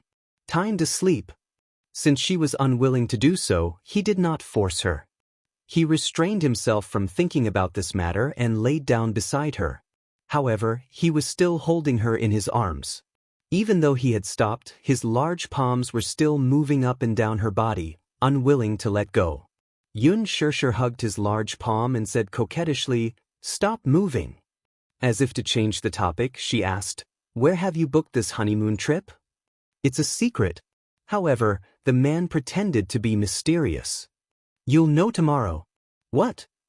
Yun Shirshir's curiosity was overflowing. Her anticipation for the honeymoon trip was no less than her anticipation for the wedding. Now that the wedding was over, she had been racking her brains to guess where the honeymoon trip would be. The Maldives? However, since she had already been there the last time, there was no point in going again. Italy? The Czech Republic? This didn't seem to be this man's usual style. The more he didn't tell her, the more curious she became. As a result, all the sleepiness in her body disappeared in an instant. She hugged his arm and asked coquettishly, "Tell me, where are we going on our honeymoon trip? At least give me something to look forward to." "If I don't tell you, you won't look forward to it?" he asked back. She choked and shook her head. "No, little fool." The man smiled. His large palm stroked her hair gently and said, "Be good, don't think too much. Wait until tomorrow and you will naturally know." Yun Shirshir pouted unhappily. Clearly, she couldn't stop her imagination from running wild. She suddenly asked again, "How many days will you be gone? Can you at least tell me?" "You can stay for as long as you want." Yun Shirshir was puzzled. "What about you?" "Of course I'll be with you." "Something's wrong. You're actually willing to leave Yueyao behind. When the time comes, don't expect your daughter to cry when you're in a foreign country." Mu Yaja frowned. "I won't." Crying? How could he possibly cry? However, he was a little reluctant to leave Yueyao behind on their honeymoon, but it was a little unrealistic to bring his daughter along. He took the honeymoon trip very seriously. After all, there was rarely any private space between them. From the very beginning, Yu and Xiao Yichen were sandwiched between them. It wasn't that he found them annoying, but there were times when he didn't even have the chance to enjoy their time together. Therefore, he wanted to take advantage of this honeymoon trip to enjoy the world of the two of them. Yun Shirshir buried her face in his chest and asked quietly, "If I go for a month, what about the company?" She raised her head and looked at him. "The company is so busy now. If you don't come back for a month, the board of directors will be in chaos, right? Don't worry about them." Mu Yaja continued, "I've already taken care of the company's affairs in advance. When I'm not around, Jiang Xin and Jinyu will take care of it. As for you, be good and come with me on our honeymoon trip. Don't worry so much." Yun Shirshir muttered, "I'm just afraid that the board of directors will talk about me behind your back and confuse you. As a CEO who loves his job, you won't care about the company and only care about me every day. Why aren't you?" Chapter 3258. You. Yun Shirshir chuckled and glared at him. Suddenly, she smiled coquettishly and hugged his waist, leaning on his chest. "That's great. It's rare to be able to enjoy some alone time with no worries and no need to worry about being disturbed by others. That's great." Mu Yaja smiled and pinched her nose affectionately. "I promised you that I'll give you the best." She smiled sweetly and rested her head on his arm domineeringly, falling asleep quietly. The next morning, a certain man woke her up in a special way. He coaxed her to get out of bed, washed up, and set off with her. Their luggage was packed early in the morning, and the plane was a private jet. The weather was perfect. When they set off, the sky was clear and boundless. Sitting in the plane, looking out the window, the sky was clear and blue through the snow-white clouds. It was only when the plane landed at the airport and arrived at the destination that she found out where the first stop of her honeymoon trip was. She transferred to a helicopter until a beautiful pink beach came into view. She was shocked and subconsciously blurted out, "Hubble Island? You know about it?" "Of course." Yun Shirshir was thrilled. She hugged his arm and said in surprise, "How did you know that I've always dreamed of coming here for a vacation?" Hubble Island was the most famous resort. On the island, there was a beach that was 3 miles long. The water was clear and the sand was soft. Along the beach, there were 25 colorful villas that formed a luxurious resort. The villas were a combination of Minoko, Balinese, and many other styles. It was also the best diving resort. Pink was the most romantic color for young girls. However, it was often difficult to associate pink with the beach. However, in the Bahamas, like a paradise, there was a beautiful pink beach hidden away. The Bahamas was made up of more than 700 coral islands. Therefore, the surface of the islands was covered with a layer of coral powder and mud. Looking from afar, it was a sea of pink and bright colors, especially at dusk. Against the backdrop of the beach, the sunset scenery was like a dream, like a paradise on earth. It was so beautiful that it was suffocating. When they arrived, it was almost dusk. Looking from afar, the beach, the sea, and the sky seemed to gradually change color, from pink to blue, and from blue to pink. The beach reflected the sea, and the sea reflected the sky. For a moment, it was impossible to tell where the end was and where the horizon was. Looking down from the helicopter, one could see the shallow seawater with waves constantly sweeping onto the beach. Even the seawater seemed to be dyed pink. It was especially beautiful and dazzling.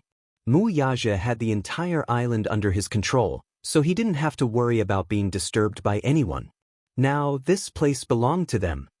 "I'm starting to regret it." Xianxia muttered, "Why didn't we think of this when we took our wedding photos? If you want to film it, you can film it now. Even if she doesn't wear a wedding dress, she will still be very beautiful." Xianxia smiled. "That's good too. It'll be a souvenir. But did you bring a photographer?" "Of course I did." Wuxia smiled mysteriously. "Even if it's a honeymoon, we have to make memories." This man was so considerate. He even brought a photographer with him. She was touched by his thoughtfulness. She hugged him and looked at the sea until the land slowly approached. That breathtaking beauty was also getting closer. Chapter 3259. When they landed on the island, Wuxia held Xianxia's hand as they got off the helicopter. The local crew had been waiting for them at the helipad for a long time. He quickly came up to them, leading a white horse. Wuxia walked up and exchanged a few words with him. Suddenly, he turned around and asked, "Madam, shall we go to the beach to enjoy the sea breeze?" Yeah. There's still some time before dinner. Why don't we go to the beach to enjoy the scenery? Haven't you always wanted to see the pink beach?" Wuxia looked at the sky again. "The scenery is the best now. It won't be too hot." "Sure." Xianxia took another look at the white horse and asked curiously, "Do you want to ride a horse?" Yeah. Xianxia was a little nervous. She immediately said, "I've never learned how to ride a horse. Won't I fall?" "I will." He had learned how to ride a horse since he was young. Although he wasn't proficient in it, he was very familiar with riding a horse. The crew walked up and wanted to help her onto the horse, but Wuxia stopped him. How could this petty man bear to see his lovely wife being touched by other people? Even if he had to help her onto the horse, he had to do it himself. Xianxia couldn't do anything about him. She looked at the local crew who was smiling uneasily and returned a smile. When Wuxia saw this, he was slightly displeased. "In the future, you're not allowed to smile at other men." For a moment, she didn't know whether to laugh or cry. "Hubby, do you have to do this?" "Of course." He didn't allow her to explain. He walked over and helped her onto the horse. When she was seated properly, he held the saddle and got onto the horse. He sat behind her and hugged her in his arms. Xianxia's heart skipped a beat. She couldn't help but recall that when she was filming Lethal Beauty, there were also scenes where she had to ride a horse. But most of the actors these days were noble.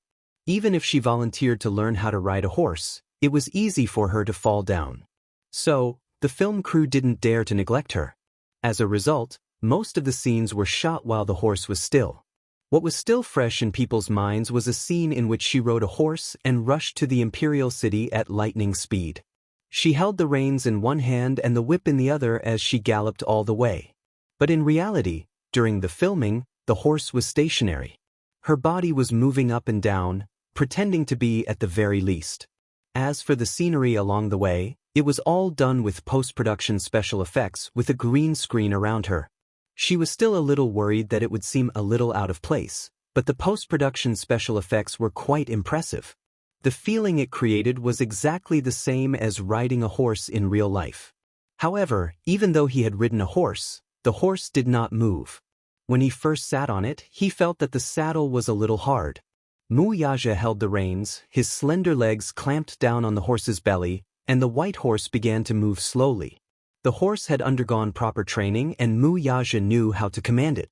Hence, the horse was very obedient under his control. "It's so obedient, so obedient." Xianxia was a little surprised. So this was what riding a horse really looked like. For a moment, she was eager to give it a try. "Is it very difficult to learn how to ride a horse?" "It's not difficult." "Then I want to learn too." Wuxia saw her expectant face and his lips curved into a smile. "I'll teach you tomorrow." "Really?" She had thought that a certain man was worried that she would fall and forbid her from learning. Chapter 3260. Wuxia and Xianxia went abroad for their honeymoon.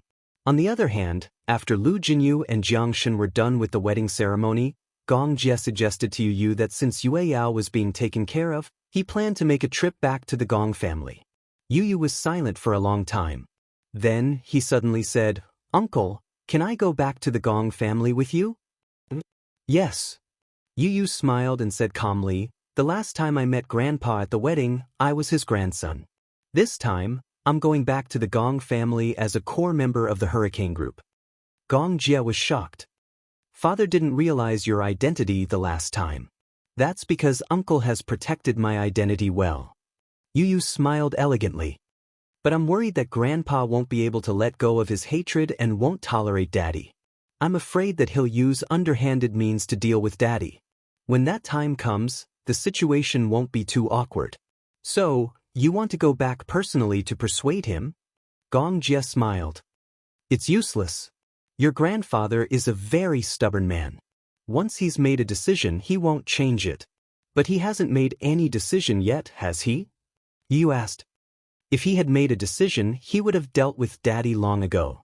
Gong Jia frowned. Yu's identity in the Hurricane Group had always been a mystery. Previously, he had made a name for himself with a blueprint. The core members of the Deva I project had accidentally discovered that the blueprint, which was originally used to make toys, was so precise that it could be used in the development of weapons. What was even more shocking was that he had broken into the Hurricane Group's dark web. The dark web, as the name suggested, was a black market on the internet. This world was covered by the internet. On the surface, the online media had a wide range of coverage. In fact, there was also the dark web. From small gun deals to major ones like human trafficking and murdering people, there were all kinds of strange things that could be done. As for the dark web, it was also known as the deep web. As the name implied, it was a deep web that was not accessible to the general public.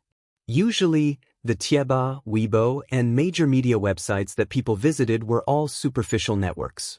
The deep web was a web page that could not be searched by regular search engines. The IP address was well hidden. If the internet world was described as an iceberg, then the web pages that people usually touched were only the tip of the iceberg. The remaining 90% were hidden in the deep sea. Most people would never be able to touch them in their lifetime. The number of domain names on the dark web was more than 1,000 times more than the surface web. The first level was the shallowest and could be accessed through a specific browser. The content was some pornography and other unknown content. The second level was not so easy to enter. It could only be entered through a specific invitation method. There were all kinds of evil forces and terrorist organizations. Very few people had ever explored the third floor. It was said that it hid some classified documents that could not be exposed to the light of day. Yu found out about the existence of the dark web in this world by chance. He entered a string of domain names. Coincidentally, the domain name was a human trafficking dark web. On the web, there were pictures of different races and the price of different organs. Chapter 3261. Yu had never thought that there was such a dark side to the world. It was filled with so many heinous transactions. Hence, he used his technology to hack into other dark websites. Only then did he realize that such dark websites were numerous. One of the dark websites was a social network that specialized in selling women. On the web page, there were many pictures of women being tied up and raped. He even found out that there was an underground club in another dark website. This club kidnapped the victims and allowed the rich and powerful to pay for their entertainment. In a certain market, such transactions were legal. However, such an illegal website had never been shown to the world. Some of the victims were willing. Because their families were poor, they were willing to sacrifice themselves to save their families from starvation. Some of the victims were kidnapped and taken away. Their photos were published on the web and the employer would quote a price. The highest bidder would get it. The organization would then send people to kidnap the victims for their entertainment. When Yu saw such a dark side of the world, he was terrified. At the same time he thought, I can't let my mommy be in such danger. Everyone had a sense of danger. Yu's sense of danger was especially strong. He swore that he would make himself stronger. That was until he accidentally hacked into the Hurricane Group's dark website. He intercepted a confidential document sent by a few high-ranking members of the Hurricane Group. When he opened the document, he saw a blueprint. This blueprint was the design of the parts used by the Hurricane Group to develop the Heaven's Eye project. There were thousands of such parts on the web. The Hurricane Group wanted to set up a heaven's net around the world. However, such a heaven's net was only the tip of the iceberg. Yu Yu was interested in this blueprint. In his opinion, if this blueprint was redesigned, it might be able to be used to make toys. Hence, what happened next happened. The first to discover that the dark website of the Hurricane Group had been hacked was Gong Jia. He suspected that it was the work of a top hacker. The confidential blueprint was also stolen and disappeared. However, a few days later, the redesigned blueprint was uploaded to the dark web. Gong Jia realized that the blueprint was so precise that it made his hair stand on end. The altered data came from an IP address. Following this IP address, Hurricane also hacked into Yu Yu's computer. However, he didn't find any useful information. When Yu Yu found out that her network had been hacked by Hurricane, she started fighting with a few of Hurricane's top hackers. When Gong Jia took this drawing to the headquarters of Sky Eye, several designers were shocked and thought that the person who designed this drawing was definitely a genius that was hard to come by in 100 years. Therefore, the Hurricane Group extended an olive branch to him, but they did not expect that such a blueprint would come from a 6-year-old child. When Gong Xiaoying found out about this, he still thought it was a fantasy. As the world's #1 firearms group, the Hurricane Group had seen all kinds of situations, but they had never seen such a young but powerful child. Such a blueprint was too precise. Even with Leji's advanced manufacturing technology, it was impossible to create such a toy. When Yu Yu first joined the Hurricane Group, she was not a core member. Chapter 3262. Secondly, Hurricane had its reservations as well. After all, he was only a 6-year-old child. If he were to be officially included as a core developer, it would surely attract unnecessary trouble. Later, when Yu Yu officially joined the Hurricane Group, Yu Yu did not agree to meet him and rejected him outright. Gong Xiaoying clicked his tongue in wonder. In the entire Hurricane Group, whenever he wanted to see someone, which one of them wouldn't be in awe?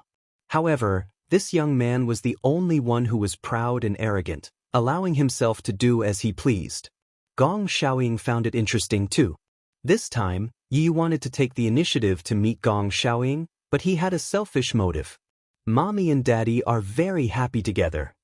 Yu Yu told Gong Jia, even though I'm protecting Mommy wholeheartedly, I've seen how they've been through ups and downs along the way.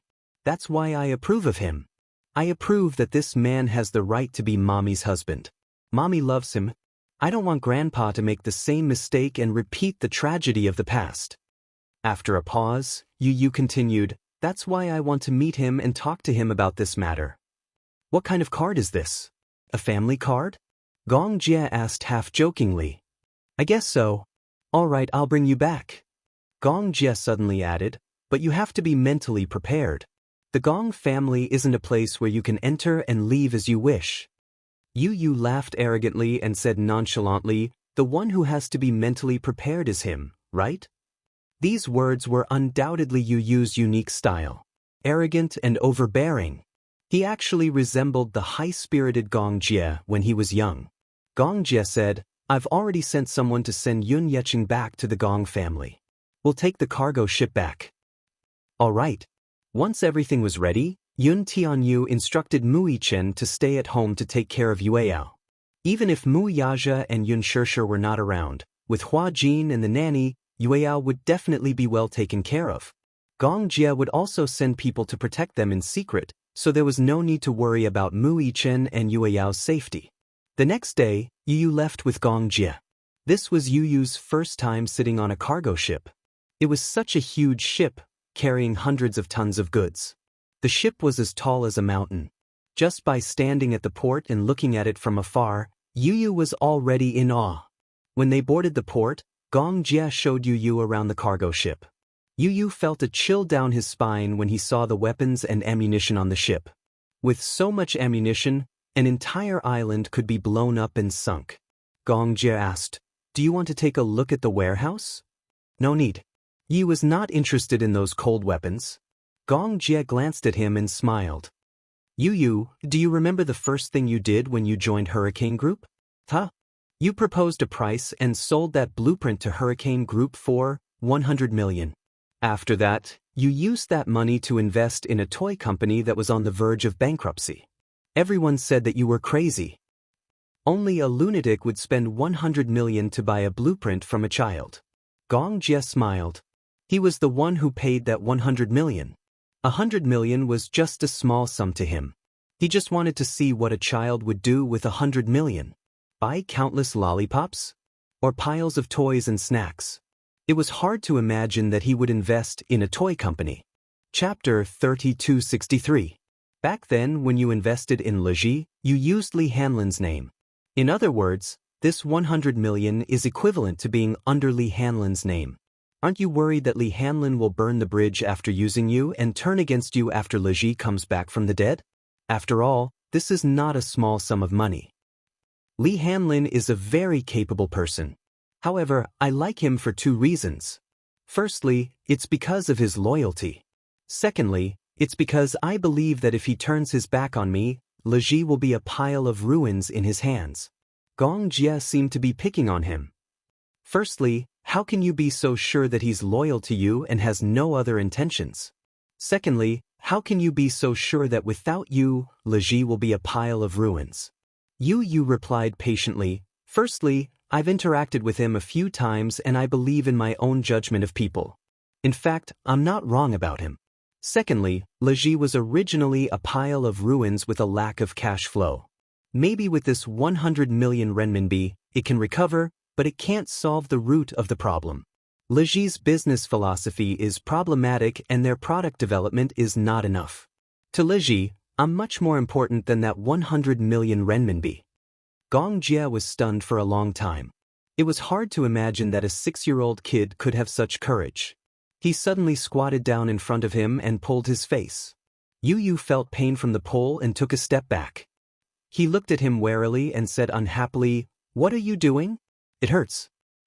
I want to see what kind of person is hiding under your skin, huh?" Yu was puzzled. "What do you mean?" Yu, to be honest, don't tell me you're a mutated species. Or, in the movies I've seen, people come back from the dead and travel back in time? Don't tell me you're from the future? Yu said coldly, "You're crazy."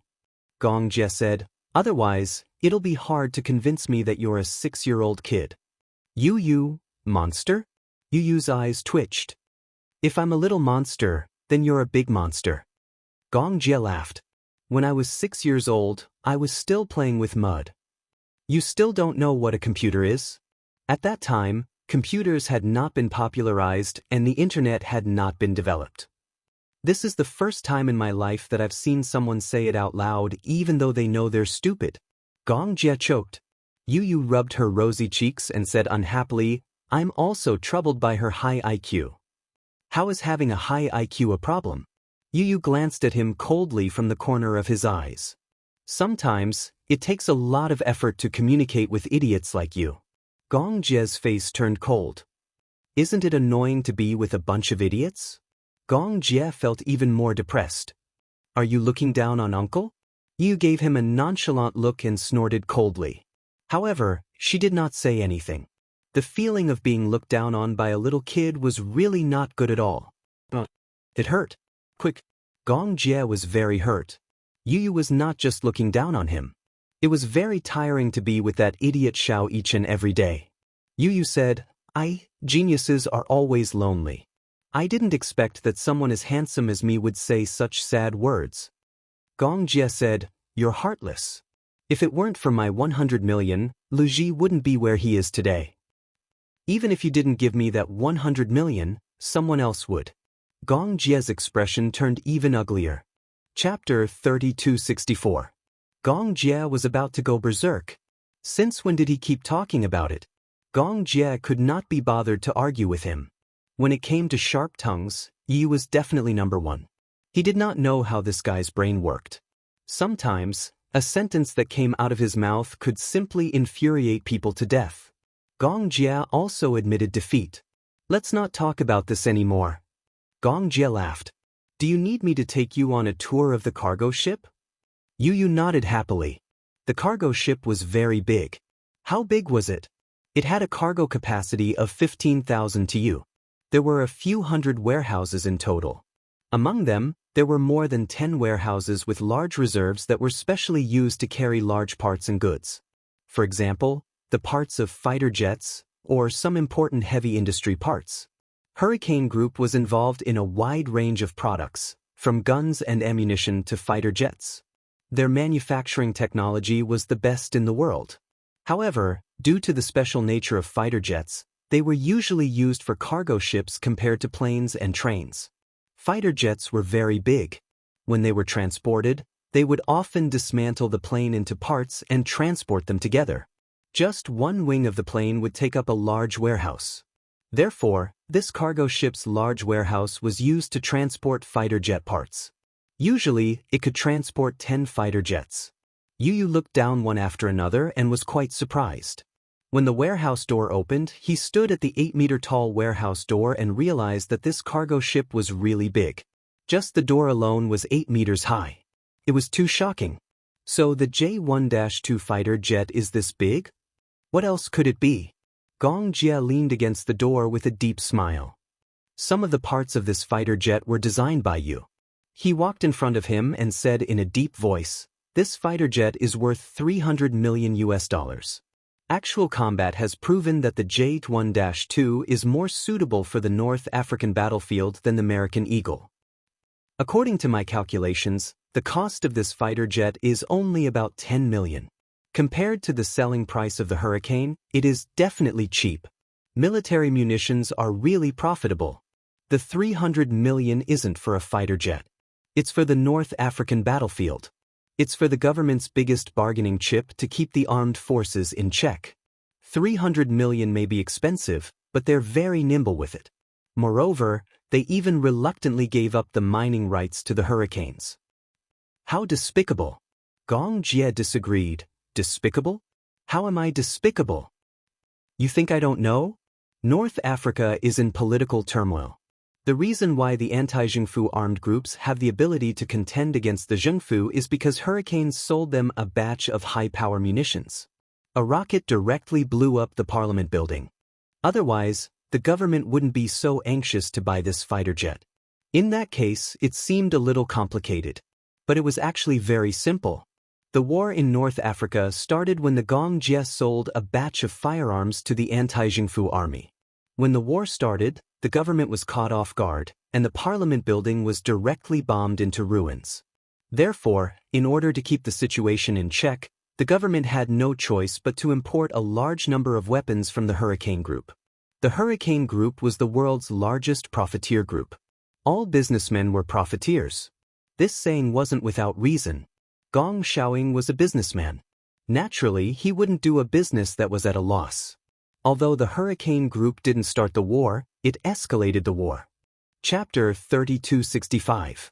In other words, the reason why the Hurricane Group was feared was because the Hurricane Group had the biggest say in the war. Gong Jia looked at Yu with deep eyes and smiled. Yu, I'm more and more impressed with you. Same to you. Gong Jia suddenly changed the topic. However, when it comes to ambition, you're more ruthless than me.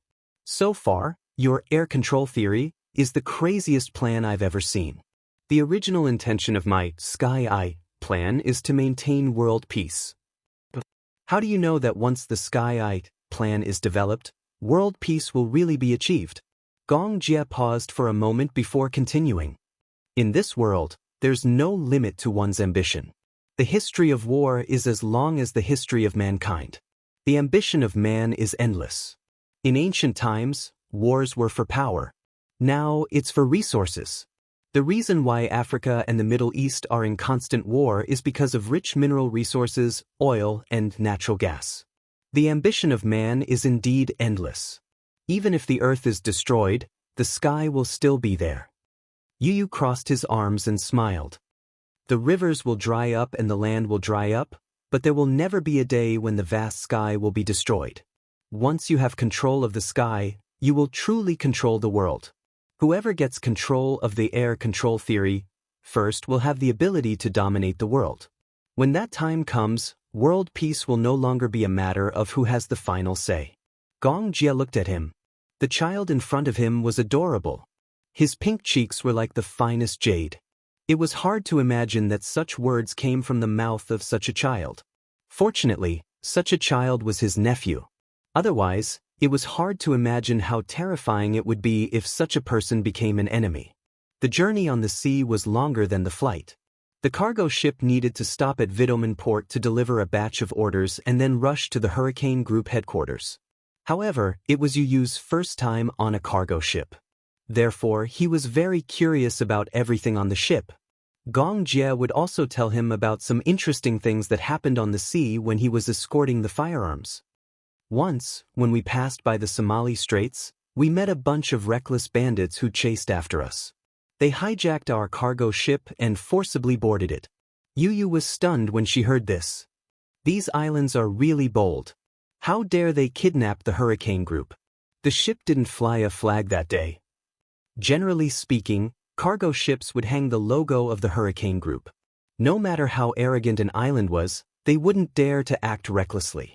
Unfortunately, on that day, the flag was blown away by the sea breeze.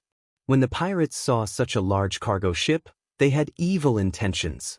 The Somali pirates were the most notorious in the sea. This was a group of criminals who specialized in robbing other countries' ships at sea. With the outbreak of the civil war in Somalia, pirate activities in the Gulf of Aden had become more frequent. There had been many cases of hijacking and even violent killings of sailors. Among them, the most notorious teams were the Puntland Guards and Merca. Yu Yu also knew a little about the evil deeds in Somalia. Somalia was one of the most underdeveloped countries in the world. Its industrial base was weak, and its economy was weak.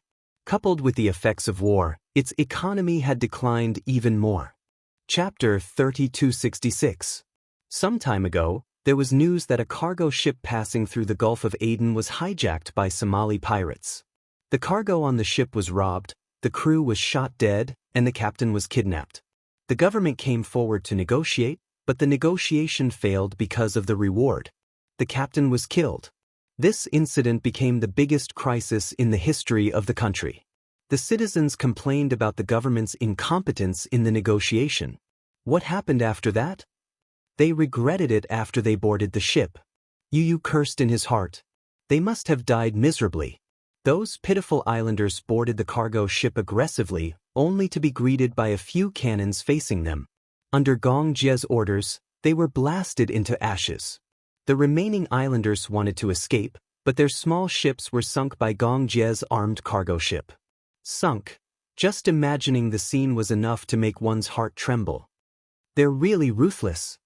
Gong Jie said innocently, they wanted to die, so I couldn't do anything about it. The next day, the cargo ship arrived at Vitomin port. The transaction time was 11 o'clock at night, and the location was at Minghai port. There was still half an hour before the appointed time.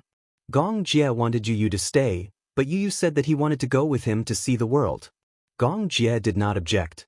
The person who traded with Hurricane was a Russian arms dealer. His name was Damon, a middle-aged man in his 50s. He used to be in the Soviet Air Force and used to serve in the peacekeeping force. After the dissolution of the Soviet Union, he started his business by privately selling armors. His background was not big, but it was not small either. He mainly focused on the East Asian arms market and had a large sales network in the East Asian arms industry. He could be considered a small tycoon. He had dealings with Hurricane for many years. He was also a regular customer of Hurricane in the past few decades. Their friendship was considered deep. Yu Yu had heard about this man from Gong Jie on the boat. He was a cunning man with a greedy nature, which was a characteristic of businessmen. Other than that, he was not dangerous. In his eyes, military merchants were no different from ordinary merchants. They both did business and made money by selling goods. There was no difference. It was just that the goods sold by military merchants were more dangerous. Yu Yu asked, "Uncle, what's the deal this time?" Gong Jie replied, "The goods included 300 grenades, 5,000 rifles, 10,000 pistols, and 100,000 rifle bullets. The transaction fee was 8 million renminbi." As he spoke, he took out a few documents and contracts from his briefcase. "Everything has been settled with Demon. We'll hand over the money and receive the goods." Yu Yu nodded and didn't say anything else. He wanted to end the deal early so that he could go back to sleep. He was sleepy now. A line of black cars and 2 large trucks slowly drove into the port. When Demon arrived at the port with a group of men, he could see the extremely eye-catching huge cargo ship from afar through the window. He could see the group of people standing